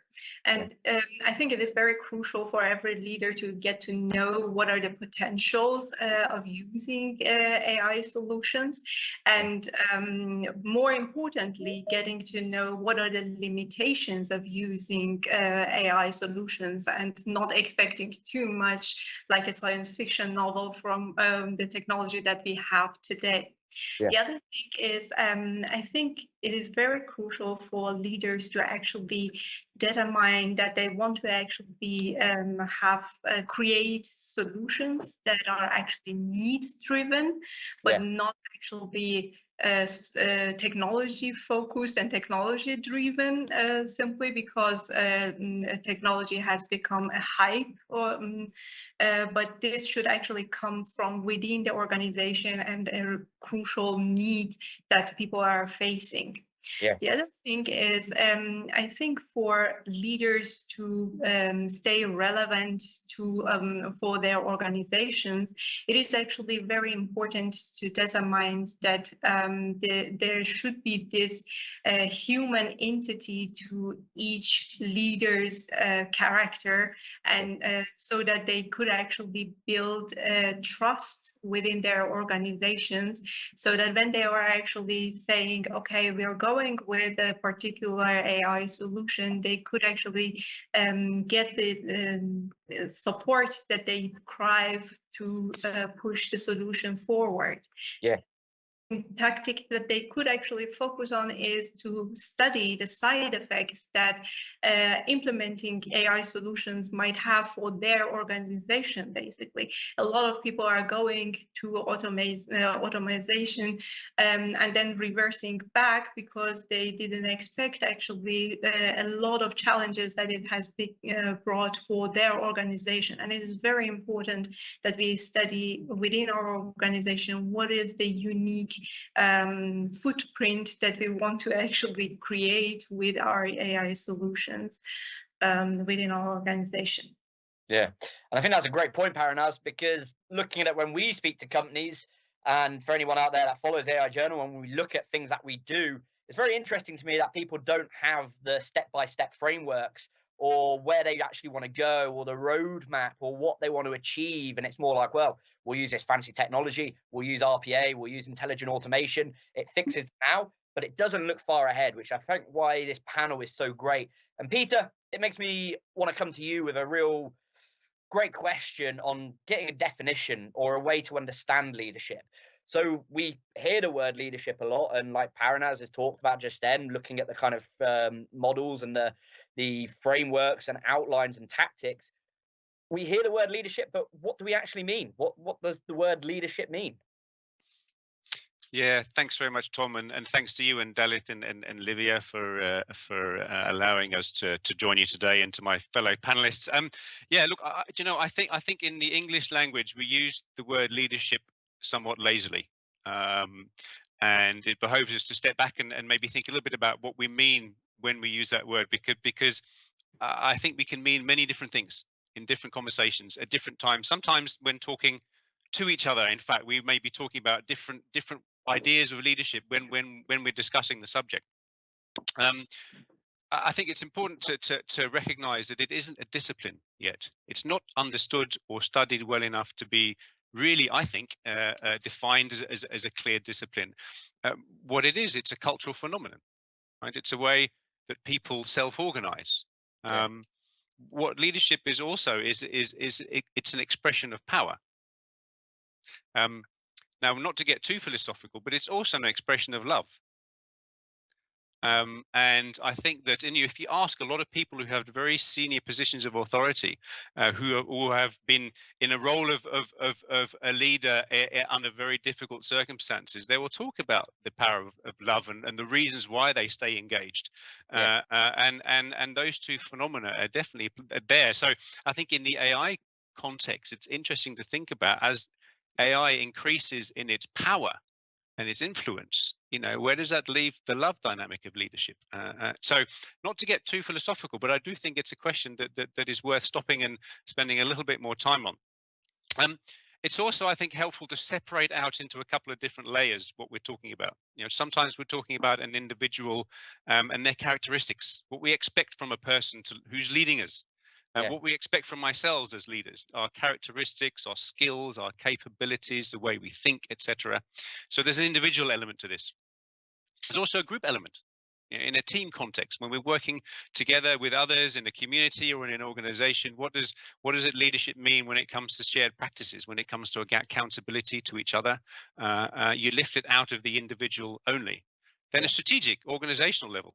What do we mean by leadership when it comes to setting and some kind of shared direction, some kind of shared working across a larger system when a lot of moving parts, a lot of people, a lot of different interests? What does leadership mean in that context? And lastly, I think the societal level, right? When we say, what does leadership mean in the context of artificial intelligence, but the broadest sense? What is our role? What is our leadership role as leaders working in this field? So I think it's important to separate those four levels. You could engage deeply on each of those four, but a good starting point is recognizing when you're talking at cross purposes, right? I'm talking about societal leadership and change, and you're talking about the skills that you have as an individual. We need to recognize when we're having a cross conversation. And lastly, I think it's also useful to recognize that the word leadership can be off-putting to some people. In fact, in my own work at GCSP, some of the most incredible leaders that I've seen, people who have incredible impact through their work, through their organizations, or through just who they are and how they engage in their communities. They actually find the word leader not they wouldn't see themselves as leaders. They wouldn't describe themselves in that way. In fact, but it's what they do in practice. And so I think there's an interesting dynamic to think about as we think about representing the whole of society in AI. Is the word leader can actually be off-putting to some incredible leaders. What does that mean?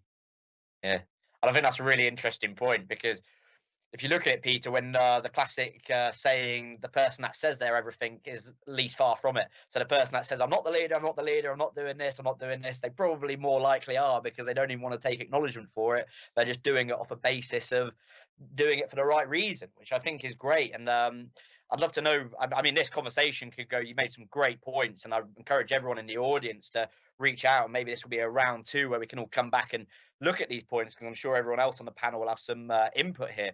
But Parul, I want to come to you, and taking that on board from Peter, looking at the use cases we discussed in insurance, and Paranaz and Aruna have done fantastic points at pointing out how AI can help leaders and what it can allow leaders in departments or business managers such as insurance that need to be doing, and keen to know more about the technical side. So what are the bottlenecks to greater adoption of technologies like machine learning in the insurance value chain? I think one of the things that Peter touched upon, and I think was mentioned by Parinaz as well, is the lack of leadership or management buy-in, which tends to hamper a lot of AI adoption. As Parinaz mentioned, there's a lot of innovation theater that goes on. So people believe that it's a PR tool, using AI as a PR tool, and that it does not have strategic benefit. So the lack of strategic approach to AI adoption is a major barrier to entry in our industry. The next barrier to entry is the lack of talent. So we have actuaries who have been manipulating data for a very long time, but what we do lack is the same actuaries having ability to do automated statistical analysis, knowing the programming techniques to capture, reorganize large volumes of data, and actually test and learn, because we tend to be very bought in by claims-led pricing model, and alternate data sets tend to be used in almost cosmetic manners rather than integrated intrinsically into our pricing decision on how we price a particular risk. And then the third one that we face is implementation. The integration of ML models into existing business applications such as underwriting, policy administration, claims management is exceedingly cumbersome, primarily because we sit on, in large insurance, a legacy spaghetti and data silos, which makes it really difficult to implement a seamless end-to-end ML model, which is actually driving some benefit and not just very cosmetic. And all this really drives a culture of resistance to change, because people think that it's too complex and the benefits are not apparent, and there is lack of management buy-in to actually have a holistic look at our value chain and say, okay, let's go with what are the best areas where we can drive maximum benefits. The culture therefore becomes more inertia ridden. Oh, we've all seen this before, it'll never catch on. So those are some of the things that seem to create barriers within insurance industry, in my mind. Yeah, and just before I come to Aruna, would you say there's a skills gap in the insurance industry? Oh, definitely, and also attractivity gap. So, or do we have interesting use cases to, or the infrastructure to attract the right data science talent? I would say yes, we do. Yeah, awesome. And I'm sure it'd be the same for every other industry that we're working in. I mean, Aruna, I'm going to come to you with this question, but I was looking and I've been reading, I think it was back in March and May, two separate reports, and one was from The Guardian and one was from the BBC, and just explained how much there is a digital skill shortage, whether it's in banking, insurance, education, or any other area, maybe oil and gas, or maybe it's something as crazy as healthcare, about where do we educate these people. And I'd love to know, Aruna, what should leaders do to manage this talent gap, as Parul's touched on and Peter was touching on earlier? What's the kind of, is there a framework, or what can they do to get over this talent gap? Thanks. That's a really good question, Tom. I've seen organizations who have made huge investments in infrastructure and technology only to realize that they don't have the people skills to actually drive value from them. And it's a huge problem for the managers. I see two types of skill. The first type is the technical, who actually design and build the AI solutions. And the other one is the business people who use it. Now, we need to make sure the skill gap in both the areas get addressed. Now, how do we go about addressing the talent gap? I would say, look internally first, look at the internal resources and, cover all parts of the organization. I will start off with identifying the AI thought leaders for each business area, so they can, generate awareness and interest in AI and, identify AI enthusiasts and come up with a training program that's more appropriate for that business area. The next one, I would say, retraining and upskilling. Don't focus only on the technical skills. Look at skills that requires, creativity and criticality on AI, so that they can drive innovations and come up with new applications. The third one, I would say, is, establish innovation labs and internal conferences, so we can generate interest and curiosity. We can also showcase how AI can solve business problems and drive value. And another way I would say is, break down the skills into various roles. For example, if you're looking for a unicorn data scientist, probably go and build a team of technical specialists who can work together and complement each other. Once you've exhausted the internal options, of course, you can go externally, go directly and hire.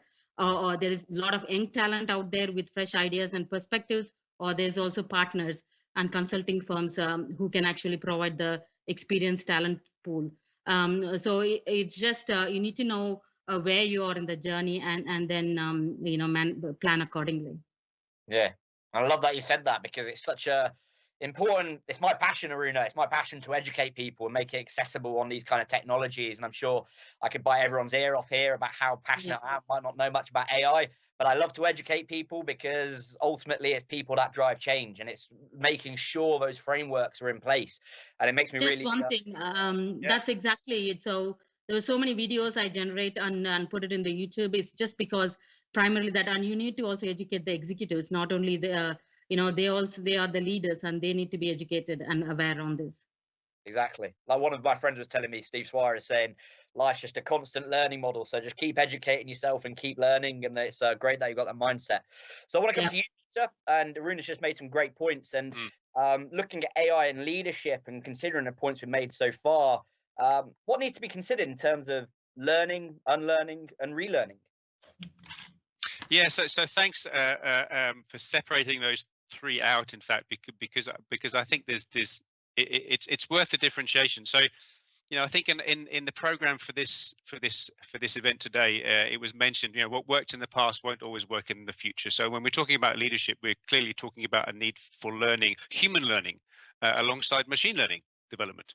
And actually, there was a McKinsey report that came out. I was just reading it on public transport this morning, in fact, that came out on the future of work and looking at some of the core capabilities that they predict we will need. It's on the World Economic Forum site, and they've categorized them in 4 areas: so cognitive, interpersonal, self-leadership, and digital. And they so far suggest that in 2 areas in particular, there are gaps right now. And the 2 areas are highlighted in the digital side and on the cognitive side. And I want to focus on the cognitive side because they talk about the communication and planning of work gaps. And more specifically, I think they break that down. And I'm just quoting off because I think it's really current and relevant. This ability to ask the right questions and to tell the right stories on the one hand. And on the second hand, this ability to think agile thinking, and the ability to learn is on there. Identified as current gaps across the 52 or 56, I think, capabilities they've identified to keep up with and to move us forward when it comes to merging humanity and AI technology. So I think there's more there to be studied. But just very briefly on the learning, unlearning, and relearning, I think there is lots to be learned, and there is obviously some examples there. There are maybe also some things that we need to let go of. The hero model of leadership, where there's an individual that leads from the front, waving the sword, is probably one of the most culturally embedded ways of thinking about leadership around the world today. The problem is that it makes it very hard for those people to keep up. If they have to make all the decisions, if they have to be the savior, if they are the person who has to be accountable for everything happening, the risks that come with that, we're seeing some wonderfully unfortunate examples of how that isn't working in today's world, particularly the last year and a half. Can we disseminate some of that decision-making capability? It's very hard to do. It's hard to suggest, but I think we need to expand a little bit beyond this individual leadership context to what does leadership mean in a much more of a shared. The Center for Creative Leadership is an organization who did a wonderful framework for this, which is this idea of leadership is about achieving outcomes. And to do that, you need a certain amount of direction, a certain amount of alignment, and a certain amount of commitment. And there are many ways you can achieve those 3, but you always need to see those 3. And I think it's a really useful framework to help us unlearn our part of the hero model that we have relied on for so long now. It's not to say we should throw it out, but I think we can move beyond it also. You can't be a leader in everything, right? So I wouldn't be a leader in one part and someone else wouldn't be a leader in everything. And I think it's the classic, if you go to a pub or you go out and you go out for a meal and you come across a know-it-all, you instantly think, well, you're clearly not a know-it-all, because how can you be a leader in this? How can you be that? How can you be there? And I think it's a great point you made, Peter, with unlearning and learning. And I want to come to you, Paranaz, with the question around technologies facilitating building ML models, and what are the challenges and dangers that leaders are facing? Because Peter's touched on it, Parul's touched on it, and Aruna's touched on it, that we've clearly got a bit of a theme here. It's educating people and making up for those skills gaps. So I'd love to know what your challenges and dangers are that leaders are currently facing, please. Yeah, that's actually very, very relevant points that all of the panelists actually brought up so far. The lack of education, this gap in between business view understanding and the technology understanding. And one of these very important challenges that I actually see is very common in between all of the people that I so far consulted with is that there is a lack of trying maybe in understanding how to interpret the solutions that are presented to them by the AI.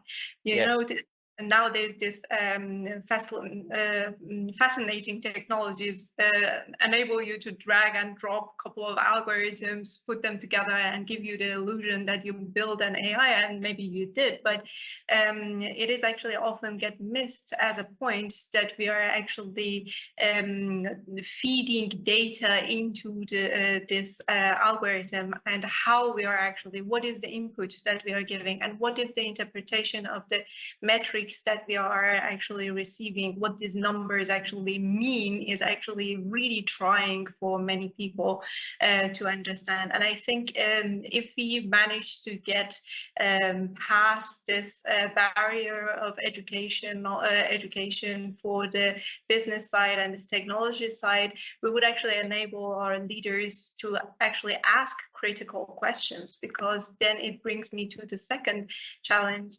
Unlike what Parul is actually facing with the leaders not actually being aware of the strategic importance of the solutions, maybe most of the in other industries that I actually worked with, people are aware that it is actually a phenomenon and it could actually help them.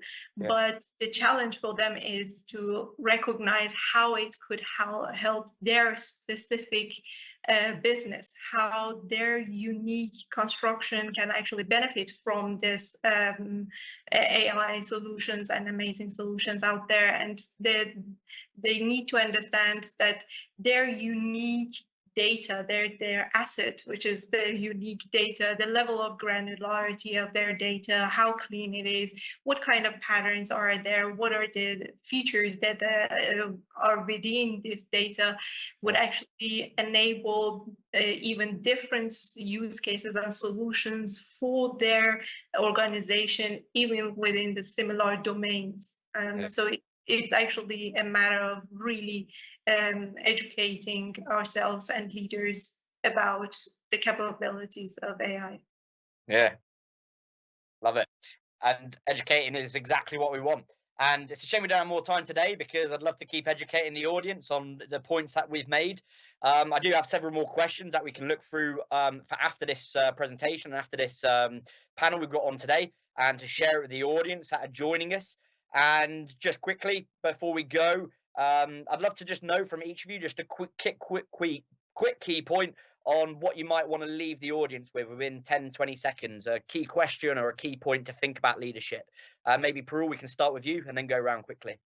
Yeah, I think the key point to the leadership agility in adopting AI is to be open-minded. Yeah. And think about it as a tool to assist and make life easier rather than a threat to your value chain. So it's accretive. Love it. And then Aruna? I'll keep it short. I'll say, look at the human side of it. There's AI technology can do everything, but humans need to be there to actually enable it. Yeah, love it. And Paranaz? I would say actually knowing the true potential and also the limitations of AI is actually enable us to then develop responsible solutions and which are also efficient. So I would say let's get to know AI as it really is, not the way we would wish it to be. Yeah, music to my ears. And Peter? Look, I think that the AI community is a powerful force in the coming years, and with that comes some responsibility to not make it a cliche.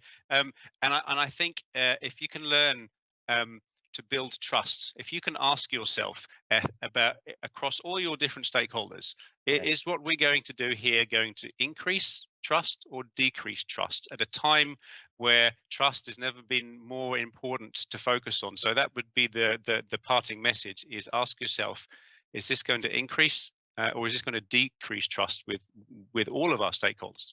Yeah, thank you. Awesome, love it. And I mean, I would encourage anyone that's watching to go out and connect with everyone here, with Paranaz, Peter, Runa, and Parul, all great people that have obviously shared great insight, and I could talk for ages, but our time's up, and hopefully we get to do this again soon. And thank you to Dalit and Andy for having us on. It's been a pleasure.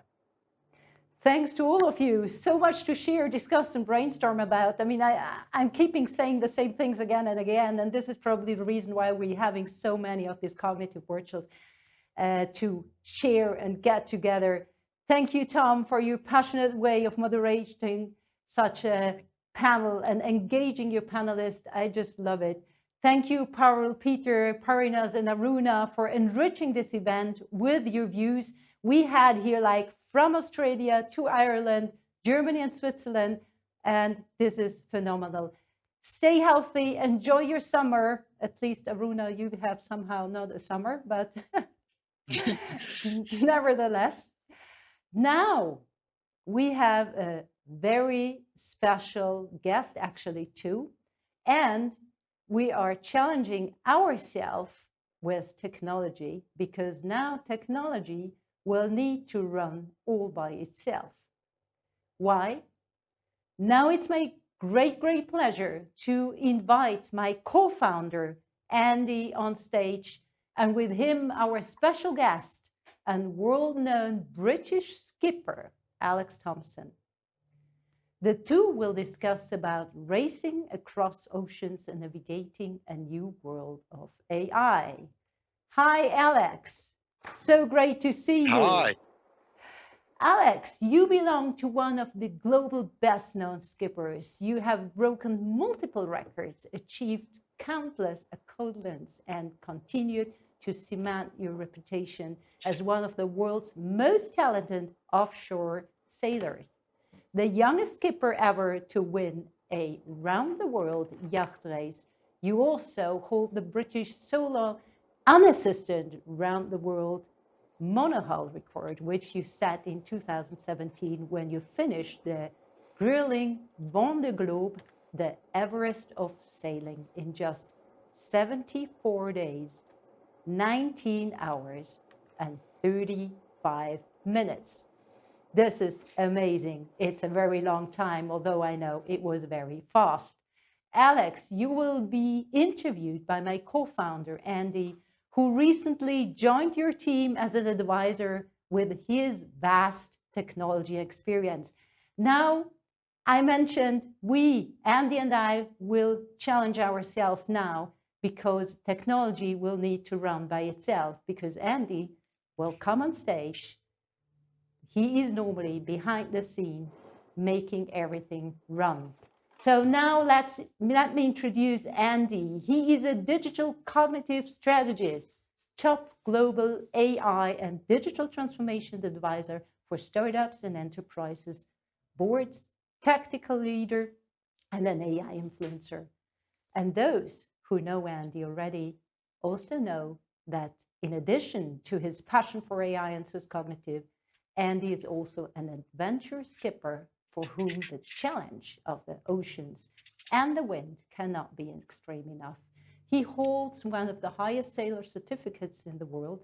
Sailing in the ocean is where Andy finds the balance for his head and soul.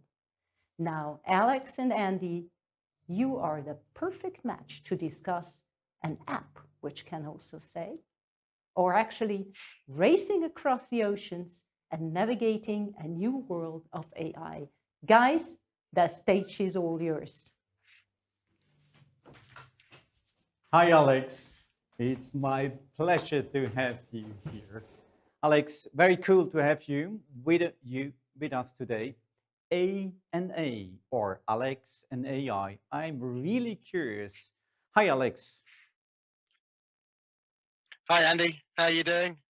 I'm fine, and I'm really looking forward to have a discussion with you. Alex, it looks like you may be in a cockpit of a fighter jet, but you think you are in the cockpit of your racing yacht Hugo Boss in Gosport in the South England. Can you briefly tell us a little about of the incredible boat that you're sitting in and the race it's designed for, Alex? Yeah, I can. Thanks, Andy. And hi, everybody. Well, as Andy said, this is the cockpit of Hugo Boss. And this boat is designed for one purpose, to go out and win a single-handed round the world yacht race. The race is called the Vendée Globe. And very simply, it's a simple race with a simple course and simple rules. The course is easy because it starts in France, just north of La Rochelle. And you come out of France, you hang a left down the bottom, left at Africa, around Antarctica, left at America, and back to France again. So it's about 26,000 miles. It takes about 3 months. 30 teams do it. And the rules are very simple. You must take everything with you. If you take anything on board the boat after the start, you are disqualified. And if you step foot on dry land, you're also disqualified. So because of this, statistically, only 50% of the people who start will finish. And to my mind, it's the single most difficult sporting challenge left in the planet today. Now, Alex, we have a topic today, leadership. What if AI makes more decisions? Your boat is full of data. Your boat is a data machine, sort of an app with sails, isn't it? You trim, navigate, optimize yourself and your boat with technology. Several videos, cameras, or are your eyes. You can't see out without them. Alex, please be honest. Who do you believe more? Your monitors or yourself, your experience, your instinct? Please give you some insights, Alex. Yeah, no, for sure. It's we started on this journey 4 years ago with Nokia Bell Labs, and they were trying to help us win the race, but their way to help us was to try and make me connected to the machine. So try and get the two of us together in perfect synergy. So the idea was to use technology to try and take some of the mundane tasks away from me. And I'll tell you, Andy, at the beginning, it was very uncomfortable. We were developing a pilot that had some anticipation, that could foresee what was happening. And of course, the only way to test it properly was on the ocean. And so we'd start testing it, we'd turn it on, and there were all sorts of problems to begin with. In fact, it was known on our team, we called it death by autopilot. But over time, you know, we were able to communicate with the engineers at Nokia Bell Labs, give them immediate feedback, we get new code back, and over time, we became to trust it as if it was a crew member. In fact, better than a crew member, because I don't have to pay him, I don't have to be nice to him, and he doesn't have to eat all my food. So it's amazing how quickly we've become comfortable. That must be a journey for you, isn't it, Alex? You're crazy. I mean, you're sailing so far away from any civilization. Even the ISS up in space is closer to us than you to some places in the world. So I think that's crazy. And not only this, it's around 70 kilometers per hour storms and 80 days alone there. I mean, and lots of constant and data connection to your team on land side. But what a contrast to the past, where you navigate by sextant, by stars and moons and so on. Alex, tell us, lead us, what technology has changed about you as a skipper. So I learned to be always honest with technology. How has this changed? Well, for me, the benefit with these boats now is to try and make the human do more. We are the limiting factor on board these boats because there's only one person to navigate, to to take any medical things, to do the media, to drive the boat, to trim the sails, to eat, to sleep, maintenance. There is too many things to do. And so the main way things have changed here is by sucking up some of those jobs, some of the alarm systems, trying to make them simple, trying to augment them so they're actually part of my mind, really. So it's changed immeasurably. And I think the only limitation is our imagination and time. That is all. You know, I could say in the next 4 or 5 years, you know, I could almost sail. I could use video cameras to tell me when the sails are trimmed perfectly. I could drive the boat for a few minutes while the machine learning is learning how I drive, and I push a button and it replicates my driving. And I think what's amazing is that some of these technology may cross over into industrial applications. You know, one of the things we were trying to work with managing me was how can I sleep? You know, how can I manage my sleep better? So we have a sensing system that gives me the information that I need to help me manage myself. I think even more interesting than sleep is how you go and prepare yourself in the bathroom. I mean, it's shaky, it's loud, it's enormous pressure on you. Don't do any mistake out there. You are so far 7,500 k's between New Zealand and Chile. How you do this on your boat? Share a bit about your insights there. Well, so on a boat, you really don't have any time on one of these races. So you sleep for 20 to 40 minutes every 2 to 4 hours. So you're catnapping all the time. And as I said, one of the hardest things when you sleep like that is you get so sleep deprived, you don't actually know where you've been to sleep or not. And actually, one of the hardest projects we took on with Nokia Bell Labs was to measure exactly how much sleep I had. So we had to measure the accelerations of the boat, measure the accelerations of me, combine them with heart rate, and look at the differences. And that was such a big step for me to be able to see exactly how much sleep I was getting. So in terms of the other basics. What was the biggest outtake to have this information first time, how you heartbeat is, pressure? What was your first learning out of it? Well, as soon as you understand how much sleep you are getting, you are able to manage yourself. And it's not, you know, sleep over one day. We're looking at sleep over a week or even longer. So I can see over time that I'm not getting enough sleep, and once I have that knowledge, then I'm able to prioritize that, because ultimately, if I'm super tired, I'll be making bad decisions. And unfortunately, in my role, in my job, a bad decision can be pretty dangerous. As far as toilets go, I can tell you that technology on toilets is extreme, Andy. So prepare yourself. Toilets are very heavy, so we developed a carbon fiber toilet. I can tell you it's molded to the exact contours of my backside. And it's extremely strong, very light, and it's never broken down, Andy.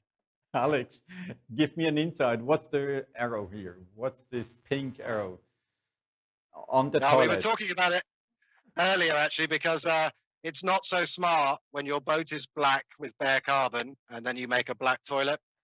When you need to go, you can't find it, Andy. So the pink arrows just point where it is. God. Okay, that's funny. So just we have off script, doesn't matter. Just give me some insight. You mentioned it. You have to trust, and especially if you are so tired. We learned as a skipper, you have to be with a plan B. But how can be if you are so far, if you are rely on technology, you must be very risky, isn't it? Well, it's probably the biggest problem, and something we work really hard to avoid is that the feeling is we think we can do lots, and the reality is you're much better to do less better. So don't take on too much. And you know, for us, the future technology is limitless, absolutely limitless. So When we put in for the technology, we decide, we make an agreement when we'll stop developing it.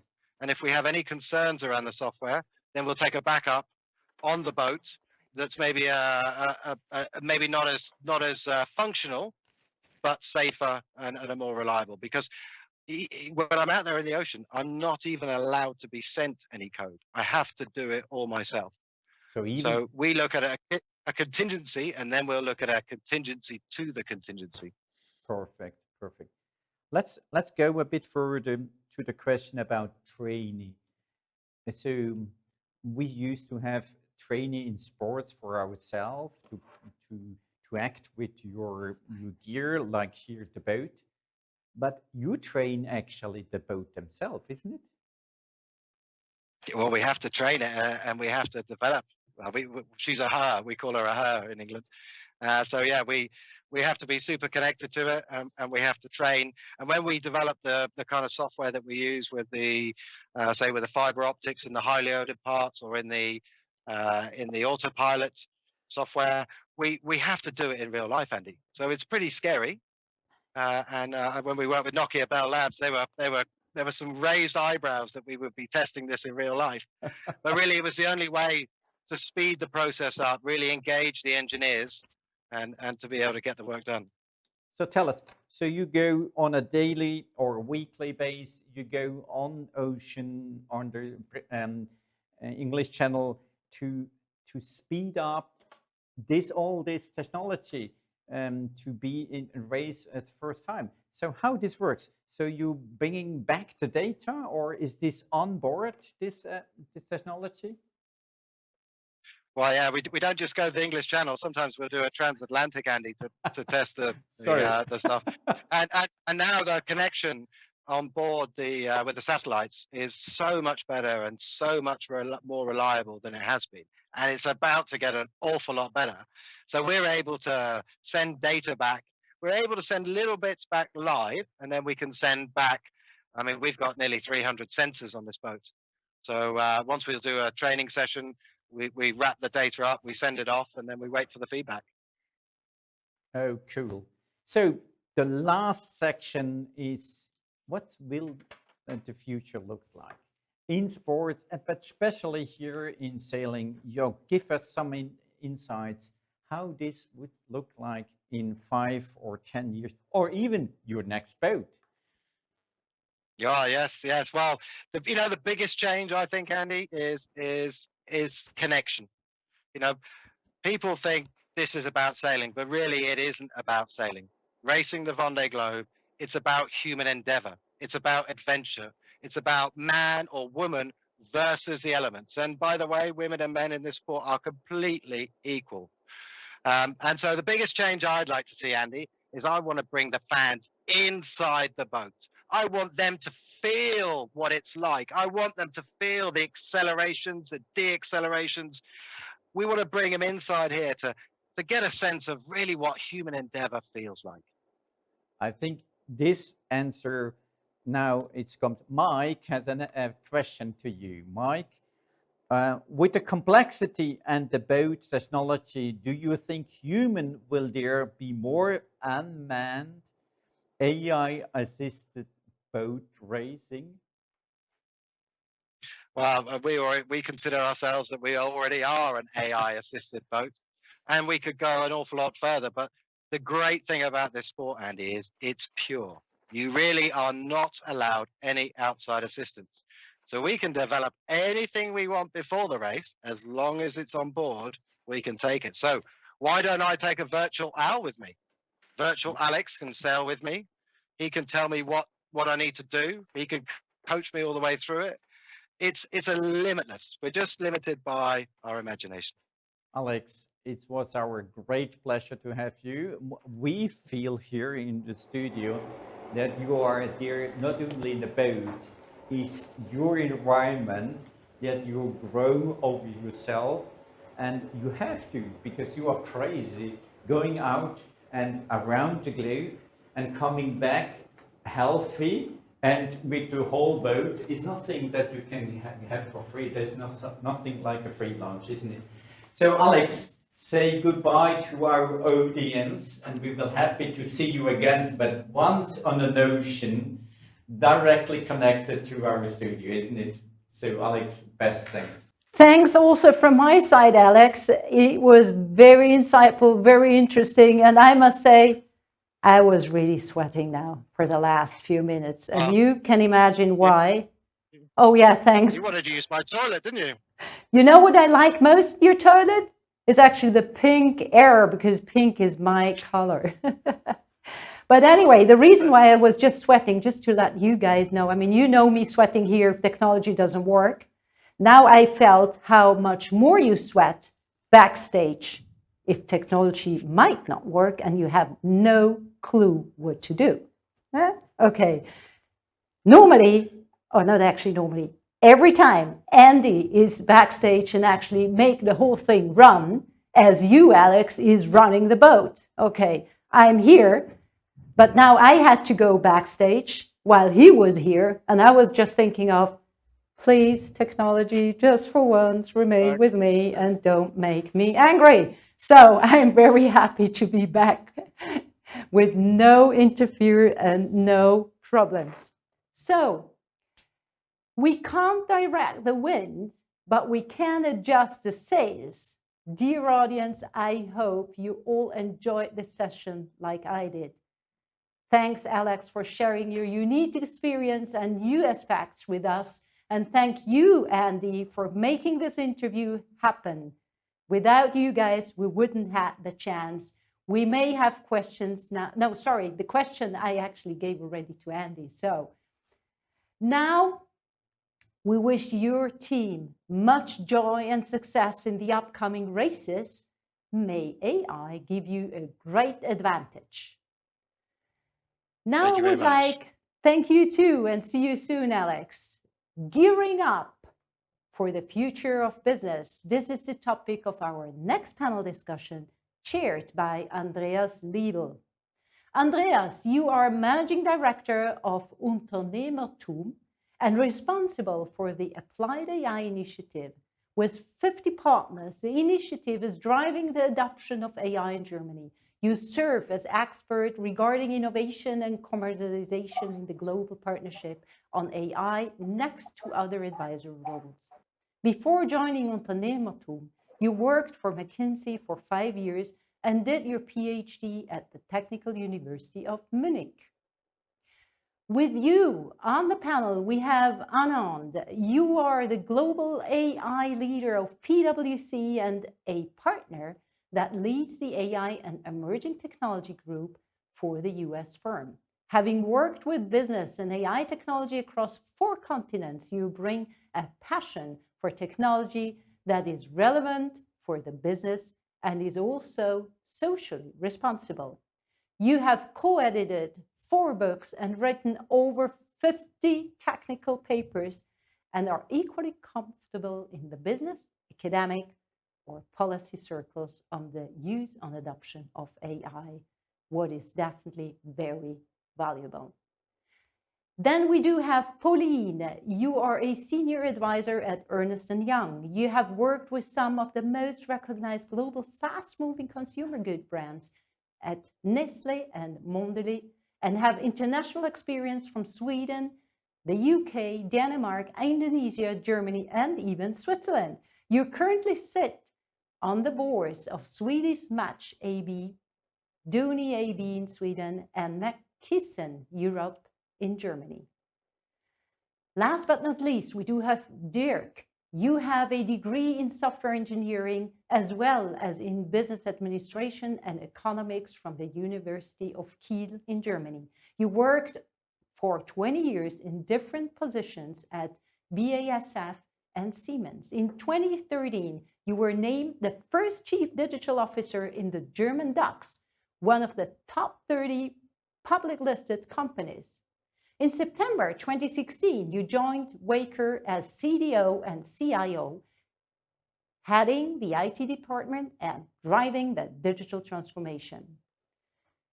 And finally, we do have Avraham. You are the founder of Ask the CEO Media, where you help high-tech business get get hard over the noise on social media, translating their corporate messages into language people understand, what I would call compiler.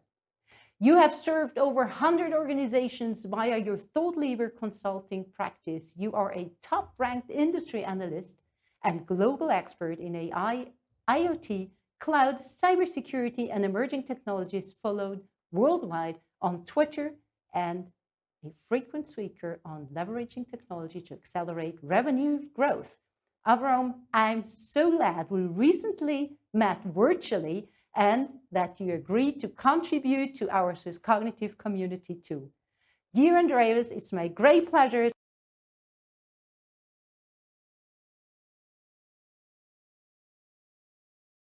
And I'm really happy to be here with this great panel. So we heard about the transformative force of AI and insights into leadership challenges. Georg Kohlrieser actually talked about the fear of change, about leaders needing to be trust anchors, about AI being a leadership challenge.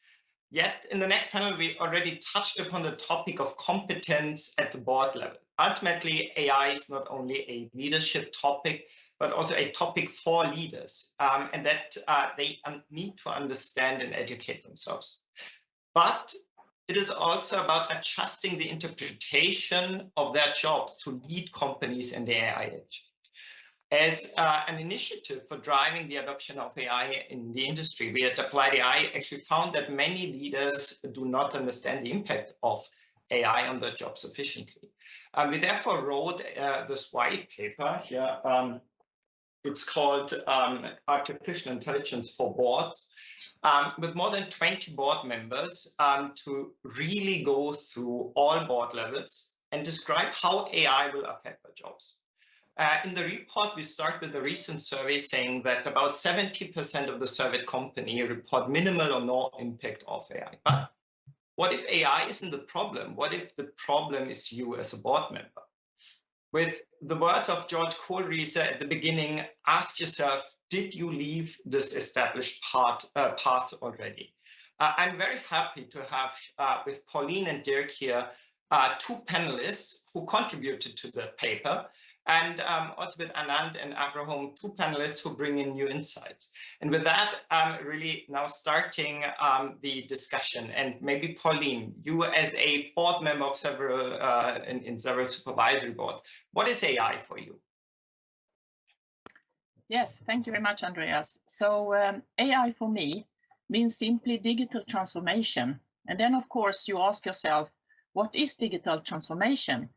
And for me, it is an organizational change through the use of digital technologies and business models to improve business of performance of the business. And in fact, the major part of digital transformation actually fail to meet expectation. And why is that? Because this is not a one-time event. It is an ongoing leadership task, and it has to start from the top. For me, digital is just a tool. It's an enabler. And our role leading the business is still to drive growth, profit, and to increase market share. So the role for the boards, the role for me and all of us in the board is to ask for performance, ask for targets. Why are we doing this? What are the KPIs? We need to understand the best and the worst cases and scenarios, like many of us did during the corona. We need to understand the risks. We need to understand the competitive dynamics, the customer and consumer trends, and what resources are needed. What will be the return on investment? Because all in all, digital should support our overall strategy. That is what AI or digital transformation is for me. Thank you. Thank you.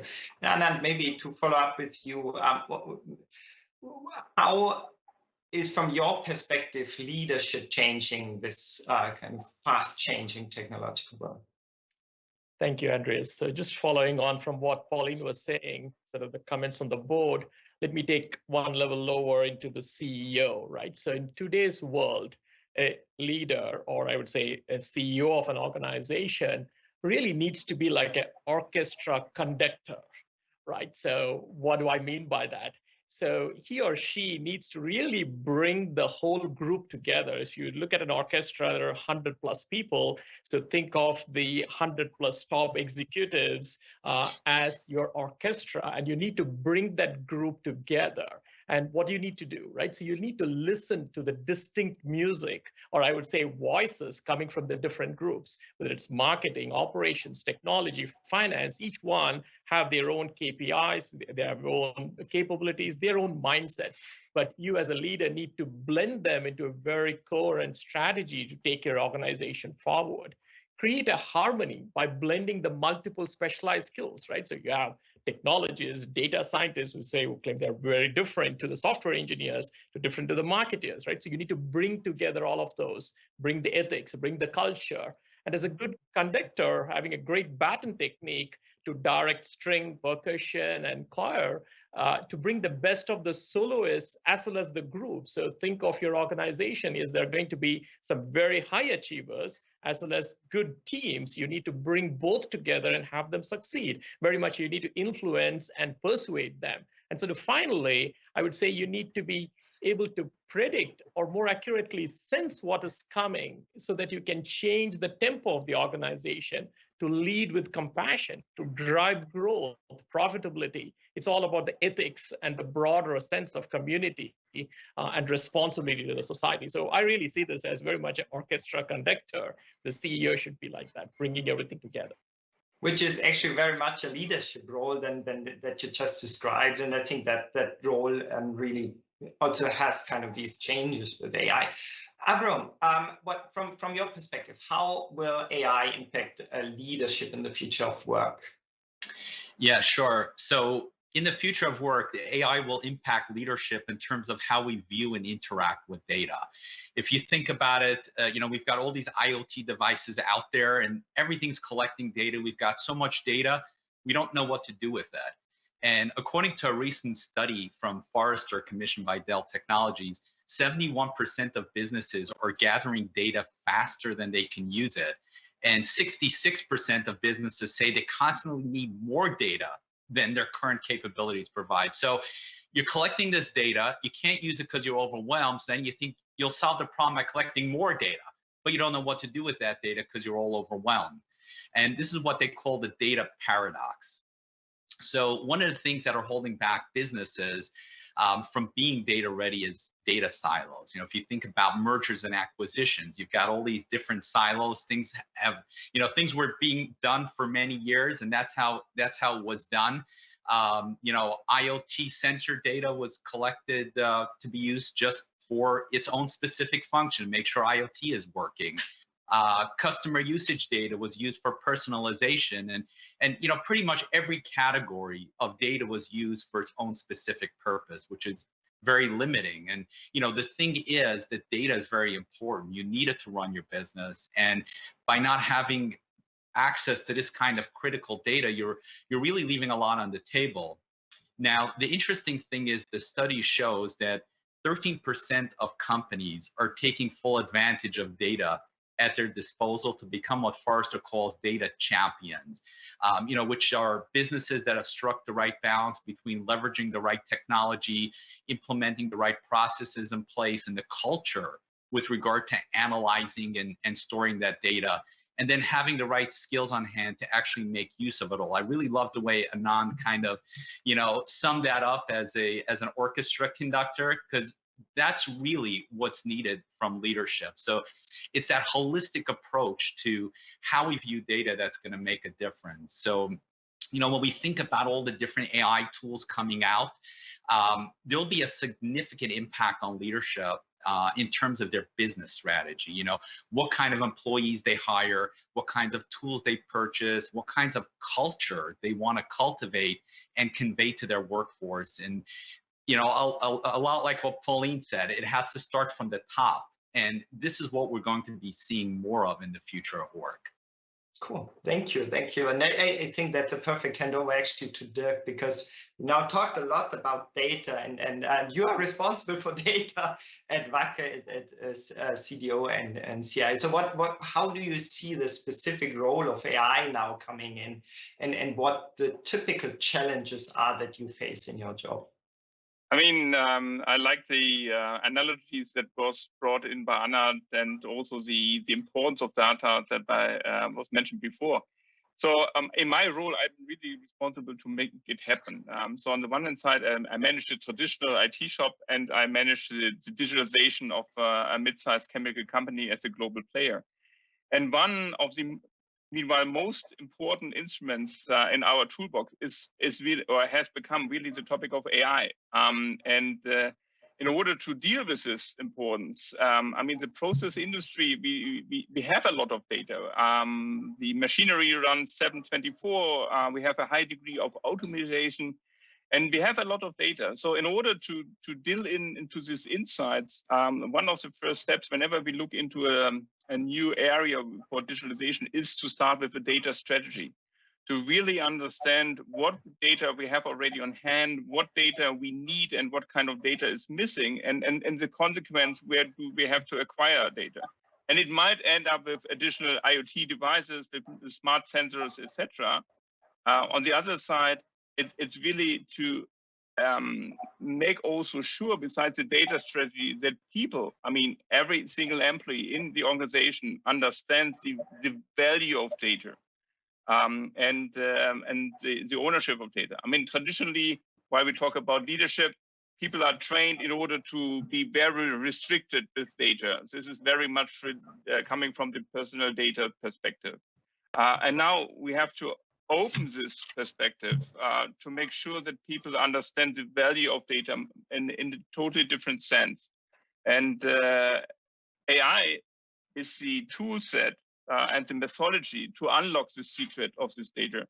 And this is very important in our digitalization approach at Wacker, and I see also in many other companies. Thank you. Pauline, maybe you as a member of supervisory boards, you have an overview about the different roles in all these companies. So maybe from your perspective, what do you see as kind of typical mistakes people do when kind of tackling AI or trying to tackle it? Yeah, thank you, Andreas. Yeah, first, I have two examples. The first is the recruitment of the CDO, the Chief Digital Officer, who very often become a Chief Disconnected Officer, then it becomes a Chief Depressed Officer, and finally a Chief Departed Officer. So how do we make sure that we make our CDO a Chief Delighted Officer? So I would say very important is to build relation with the CSU team and ensure that he or she has the right resources in terms of people and budget. And what does we need to do in the board to ensure this? We have to have completely clarity when it comes to the roles versus other C-suites. What are the objectives? Well, how do we empower this position? Because this at the end is not a permanent role, it's a transition role. And the second mistake is to underestimate the culture transformation. We simply don't focus enough on the culture transformation. And what is then a culture? It's quite simple. Culture is a set of values and norms that guide human interaction. And most organizations consider culture as the key hurdle for digital transformation. So what do you need to do? You need to look at your core competencies. What do you value in the company? How do you work together? What is an accepted behavior and what is completely out of bounds? What makes people successful? Who to hire? Because strong culture is really difficult to change. Culture is somehow unconscious. To change, you need to undo things. And a good tip is to start with your front-end FTE. For example, those who are more customer-centric. Constantly measure and monitor. What is digital culture? How do you define it? I would say it's openness versus partner, to work in ecosystem. It's autonomy, risk-taking, it's speed, and it's to value collaboration rather than individual behavior. So a good checklist is to check your values and look, do you only focus on perfection or do you also look at speed? Do you lead your team or do you work with networking?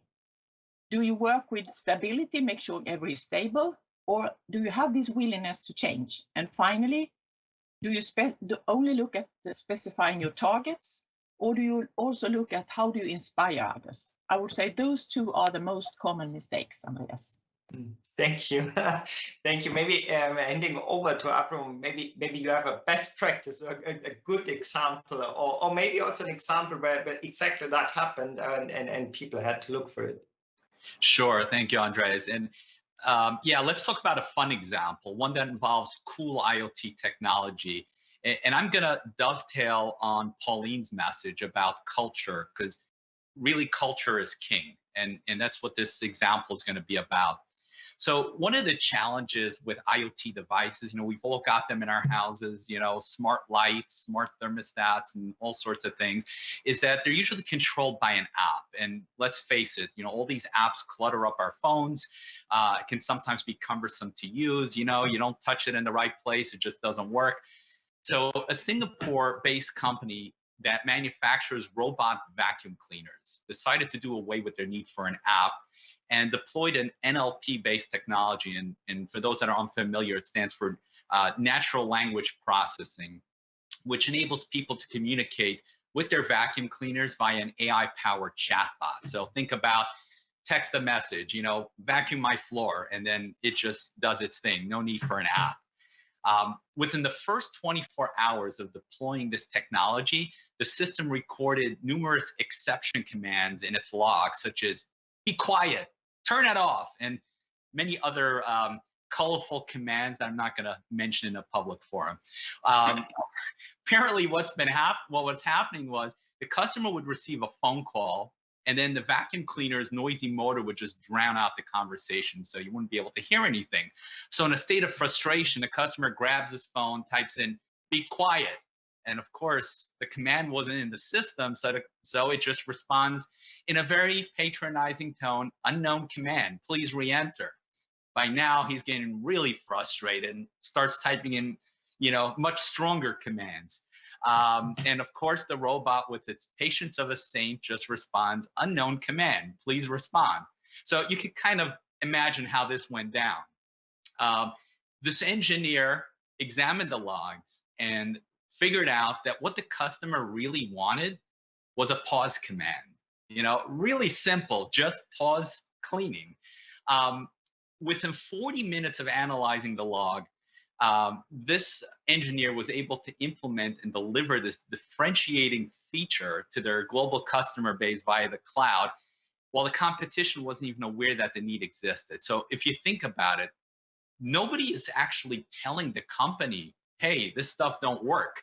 In a typical situation when people are frustrated with technology, they return it, they write bad reviews, they tell all their friends, don't buy this, don't do business with this company. But nobody actually tells the company, hey, can you do this? Like, there's no suggestion box. So what this company did right, and this also goes to what Dirk had mentioned, about understanding the value of data. They broke down the data silos by, number one, leveraging the state-of-the-art technology. Goes back to Anand, the conductor, they state-of-the-art technology, cloud, NLP, AI, hiring the right in-house talent who had the right skills to not only deliver the new capabilities to the customer, but also take the time to learn about what does this customer want? What's he actually asking? What do they like? What do they not like? And this is a true credit to leadership for cultivating that kind of culture and conveying it to the workforce, implementing the right processes in place for the engineer to then use that information and improve their development agility. 40 minutes to deliver a feature is amazing, and then give themselves that competitive edge in the marketplace. So in essence, this company leveraged the right technology, the right AI, with the right direction and guidance from their leadership to really put their company in a good place in the market. Very, very interesting topic.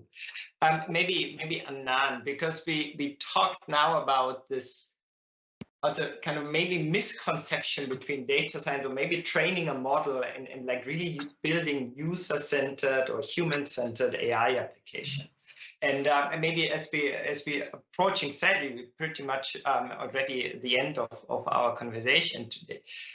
Maybe an insight from you on the one hand, what do you think should be kind of the leadership skills when talking about data science teams? What are you also looking for? And maybe on the other hand, also, what's your experience also with kind of board members and what would you advise them? What is typically missing on that level?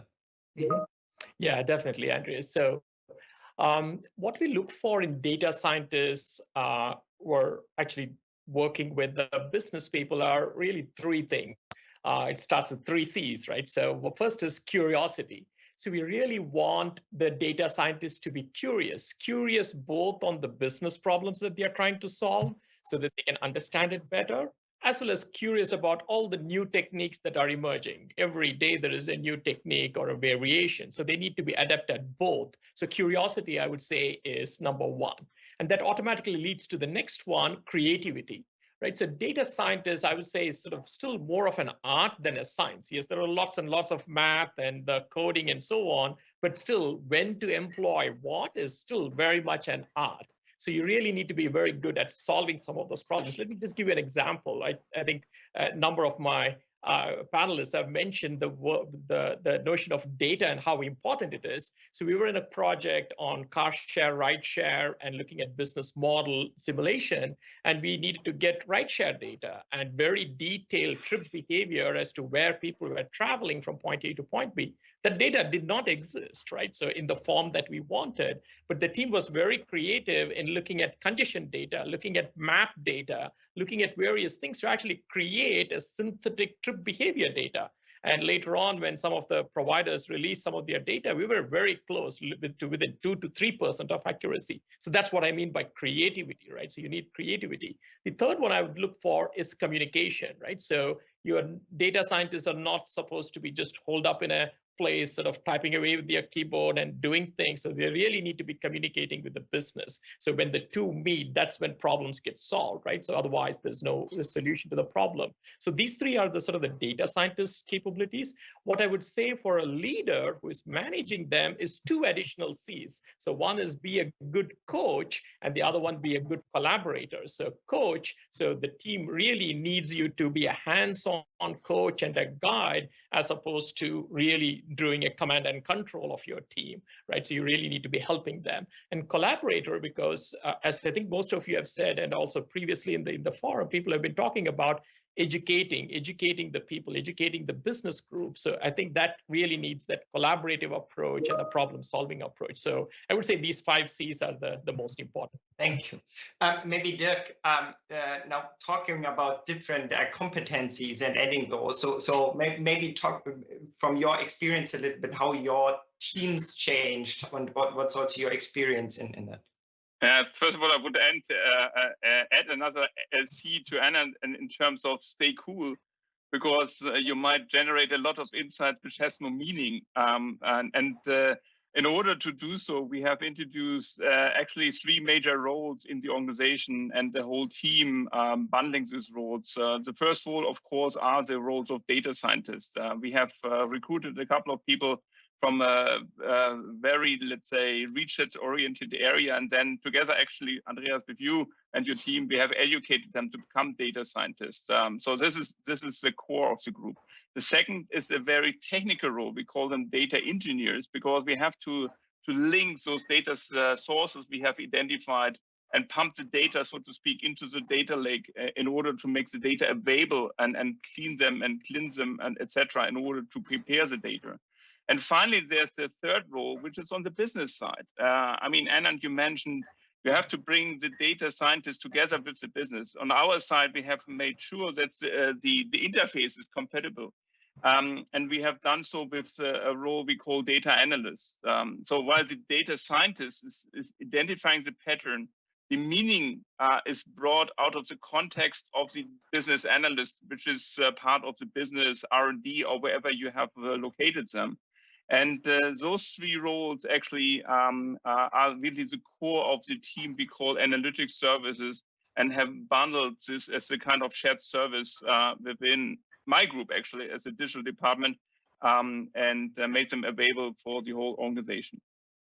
Last but not least, of course, we have started also education on the management side, and this goes along with what I mentioned before, in order to share the importance and the stimulus, so to speak, for the right noise in terms of the orchestra that has to be conducted. Thank you, and I think that's again a perfect handover to Pauline. Now we dive deep into data and data science. Now getting back to the board level. From your experience, and maybe that is kind of a last point as we already run over time, what are the leadership skills needed for digital and AI transformation programs? Yeah, thank you. Yeah, I would say from my side, to build on the other panelists, I would talk about four. Being humble, which is an ability to accept feedback. Being an adapter, meaning adapt decisions and being able to change. And also don't forget to be visionary and empower your people, and be engaged, be out there and listen. I would say as well that this digitalization is also kind of a business agility. When you often talk about three capabilities, it's to be kind of hyper aware about things, able to detect, to monitor and change, and also to always work with informed decision making and also fast execution. I think most of you have heard Jeff Bezos talking about everything you create, someone else will replicate. So really being on your toes all the time and be able to change. And as a conclusion, to come back to my Chief Digital Officer, this role is obviously not easy. And the digital role is a balance between competence and credibility, and also the level of ambiguity of the job definition. And to balance this digital competence and internal credibility is not easy. So at the end, to say it very simple, the CDO needs these digital tentacles to have a great network internally and connections. Thank you.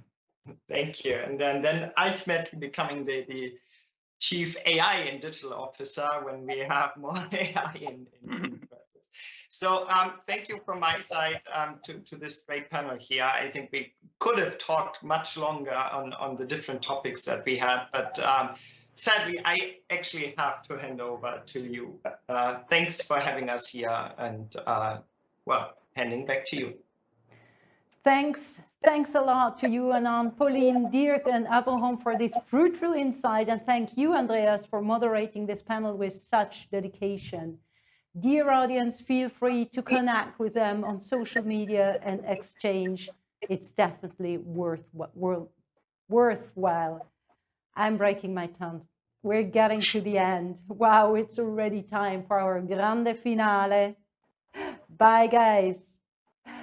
It's time for our grande finale with Luca Finelli about learning to lead, leading to learn. Luca, you are head of Insight Strategy and Design for the newly formed Data Science and AI unit in Novartis Digital. You are also program and system owner of NerveLive, a next generation advanced analytics platform exploiting machine learning and cutting-edge data science. Your passion for computational intelligence goes back to the early 90s when you got a first. Yes, perfect. Now great. we are somehow missing a lot. Okay, so I will now, Luca, hand over directly to you. Somehow I have now a technical problem.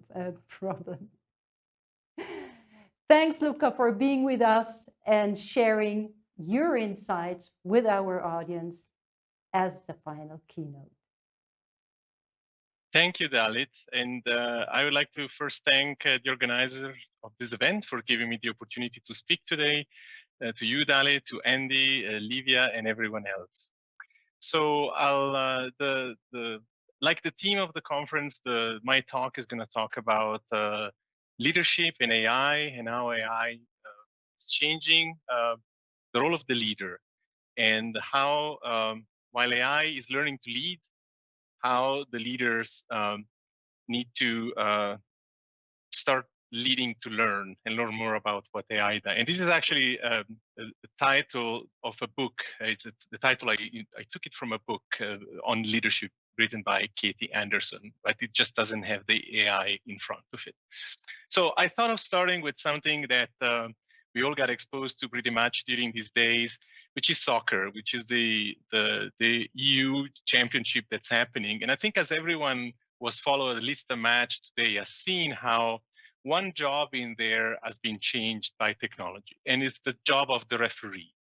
Like today, the referee in an important match like the ones we see at the EU is not working alone anymore, but thanks to technology, is accessing the virtual assistant referee center, which is actually a physical place with lots of people that are using technology to really track the game and understands what's happening. So this is an example where technology has really changed the role of the leader. The leader here is the referee, and that needs to trust technology because technology is giving him or her more precision into the decisions that they are taking. Now, today, this is not really using AI. It's primarily pure technology augmentation, but actually, like in everything else, also here AI will soon be embedded. In fact, the FIFA has announced that it's planning to deploy the first artificially intelligent supported virtual assistance referee next year in 2022. So this is not too far away that in fact, even AI is going to further change that role. But this is not just the one example where technology has been changing dramatically the role of a leader. An example that is very that I like to cite very often is what comes from aviation. Like, and if you take aviation in the 50s, airplanes had very mechanical commands to be controlled. Like the cockpit of a plane looked like it looked here on the left side, with lots of analog meters, a real joystick or cloche to control the plane, and lots of physical effort even needed for the pilot to keep this in flight. In the 60s, and then more concretely in the industry of airplanes in the 80s, aviation started to introduce the so-called fly-by-wire, which essentially replaced mechanical and hydraulic and electromechanical command transferring systems with electronic command transferring systems. And this was just the foundation, because then eventually, by making this electric and then eventually digital, more in the 80s and the 90s, they could introduce lots of additional technology that can assist the pilots in controlling the plane. So how did this actually change the role of the leader, in this case, the pilot? Like, this has changed dramatically. The pilot now is essentially controlling a big computer that's actually flying the plane, and the role is more the one of a supervisor that needs to trust the technology, needs to understand what's happening in there, needs to understand if there is any malfunctioning to intervene. But all in all, this has been providing to the flight experience way more safety, way more peace of mind to the pilots and everyone who's into this, into making airplane fly. And what's even more, today, some of the most modern airplanes are even controlled from the ground, where all of their in-flight information is transferred real time, and there are control centers on the ground that actually can track what's happening on the plane while it's in flight. Another interesting example to look at how AI has basically forced leaders to think differently is the one of gaming. And in particularly, we have here the famous example of AlphaGo from DeepMind. So back in 2016, it's very famous that DeepMind's AlphaGo has defeated the legendary Go player Lee Sedol, which was the winner of 18 world titles and was widely considered the greatest player of the past decade. So the artificial intelligence developed by Google DeepMind actually had secured 4 wins over the master player in the final of 5 at the match challenge, and himself just won 1, right? And for this, he had missed out the 1 million prize that was there. And AlphaGo essentially was using reinforcement learning to deploy a strategy to win the game. Here is really an example where AI is forcing leaders to change the way they think. And in this case, an opponent of the game, but you can imagine lots of other situations where being sitting together with a system which is equally or even more intelligent on a specific task of what we are and is playing with us into whatever game it is, requires a change of mindset, requires a different attitude to things. So if we take all of these things together, what can we learn from these examples? Like in a world where AI is inside the things we manage, the leaders, and in this case, it's mostly expert leaders, what they need to do? Well, first, they actually need to trust the technology. Like, it's impossible to do anything like that if the leaders don't have trust in that technology. The referee would never accept if the referee doesn't trust the technology that's coming from the VAR, it will not apply in the field, right? So this is fundamental. Then they don't need to be AI experts, but they need to understand enough to then drive the decisions and spot potential issues and handle malfunctioning, exactly like we saw in the case of airplanes. Then they need to change their mindset and they really need to embrace the change that the technology is bringing and leverage at the maximum the technology, because eventually it's been developed for adding value to the whole process, whatever process is. And the leader also needs to clarify what is the value provided by technology. It needs to be the first one to understand that, and then needs to provide this clarification to every other stakeholder which is playing in the same field. So needs to act really as an ambassador for the technology or for AI as it comes to play into their game. And also, sometimes the leader needs to make mandatory the adoption of the technology. We have seen a lot of this when we inside the Novartis have deployed control towers to help different areas of our business to manage their processes. People love this stuff. They are very excited about it. It tends to simplify their work and provides lots of transparency and standardization and clarity. However, there is often a natural tendency to go back to do things like you were doing them before. So in some cases, some of our senior leaders had to kind of impose the utilization of the new tools and had to essentially say to their teams, from now on, I don't want you to come to me discussing this one topic by presenting slides or Excel sheets. I want you to discuss the topic by showing me the screens from the Insight Center where the issue that you want to discuss is illustrated, and we're going to use that to then understand what's happening, drill down, and find root causes of potential problems. So with this kind of order from the top, sometimes you can actually force a bit the adoption of a new tool in light of a traditional way of working that people maybe have a little bit of resistance to let go. Now, let's take a brief look into how this is playing out in the healthcare space, which is what I'm representing today. An area which has in general been the poster child for the application of AI in medicine is the area of image analysis, using AI, using deep learning to really understand and interpret medical images.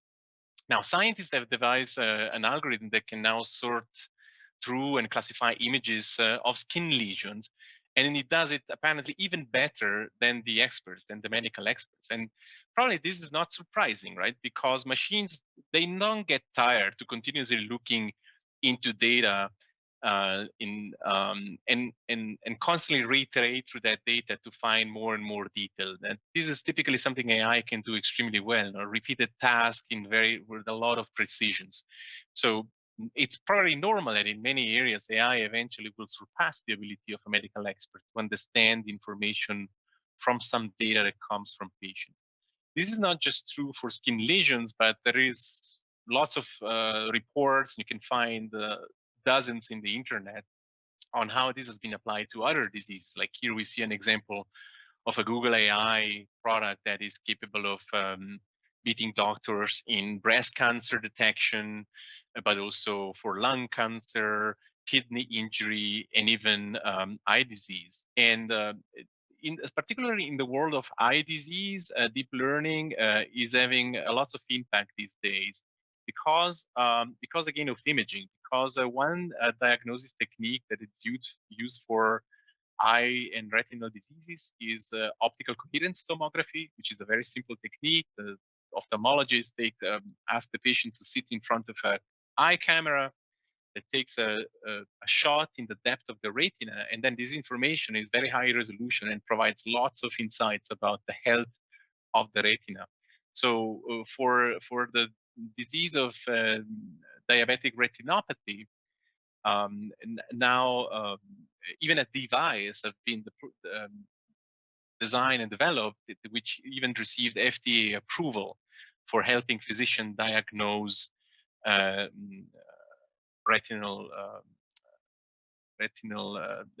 retinopathy. Sorry. So these are just a few examples that show how AI these days can basically provide diagnosis.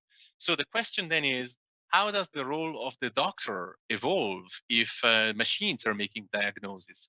And this is probably similar what happened in the aviation space some years ago, right? It's unlikely that AI will replace medical doctors in the ultimate decisions into how to treat patients.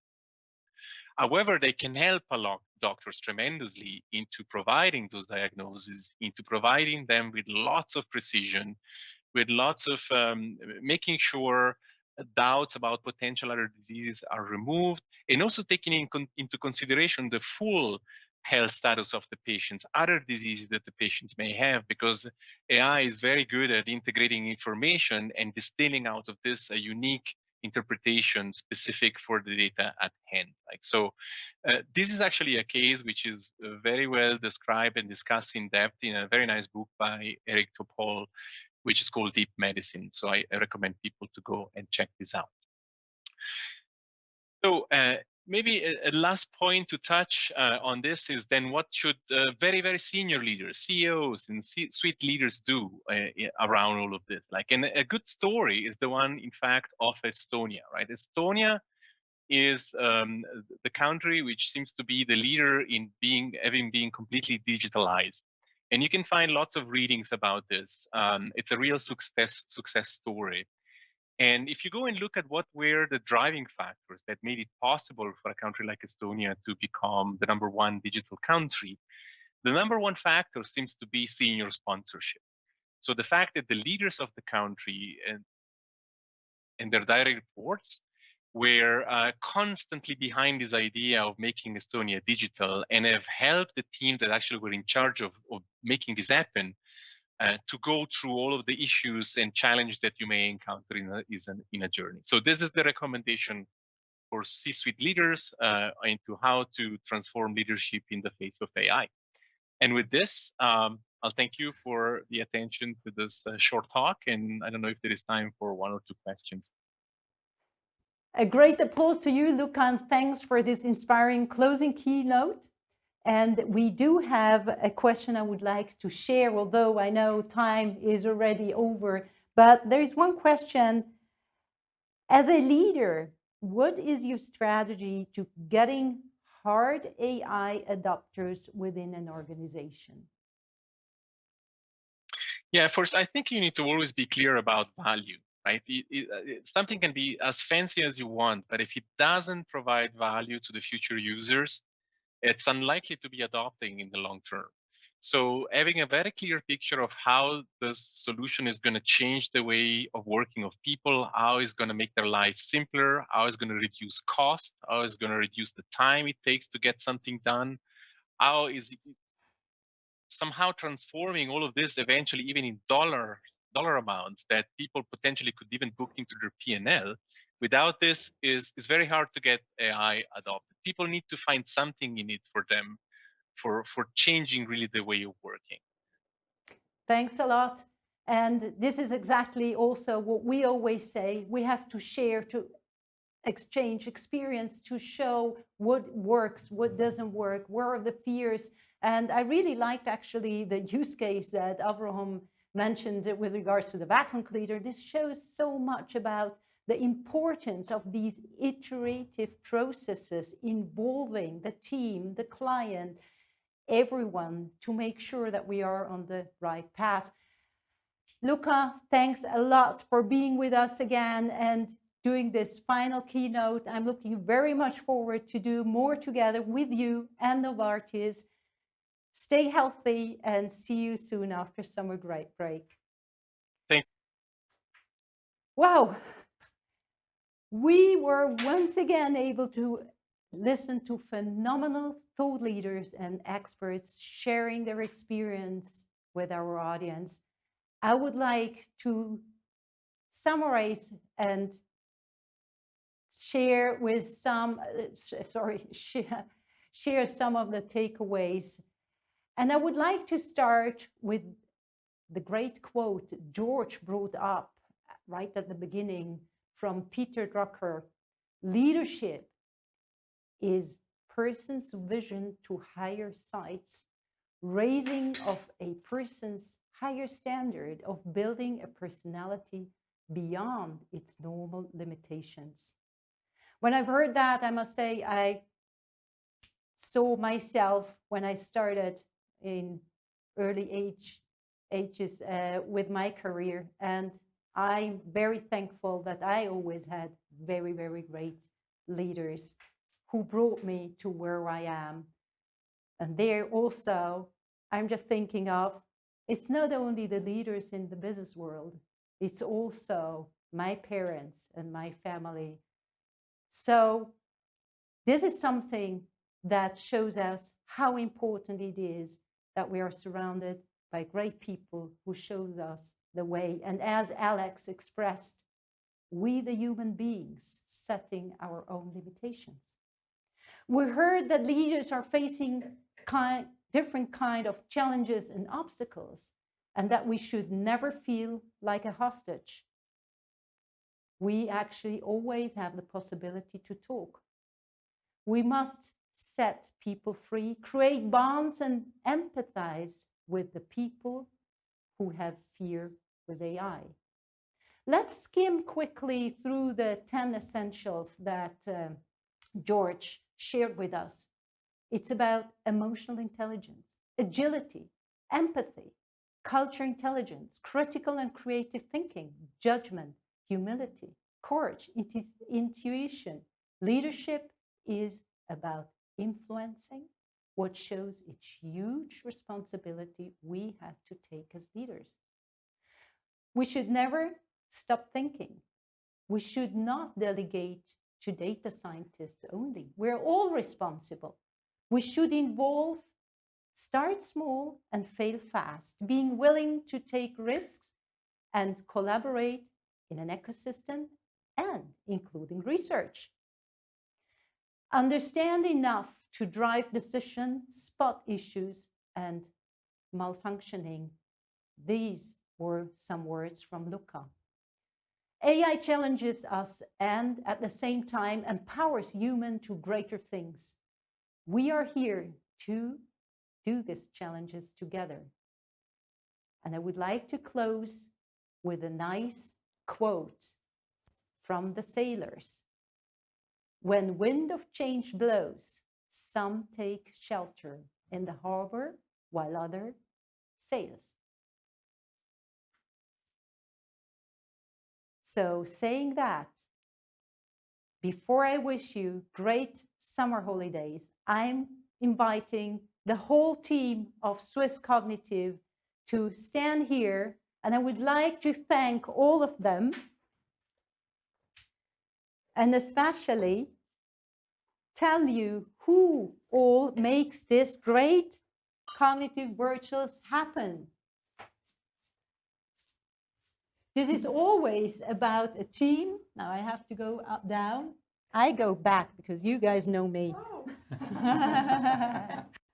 So we do have in the back, Antonia, can you wave?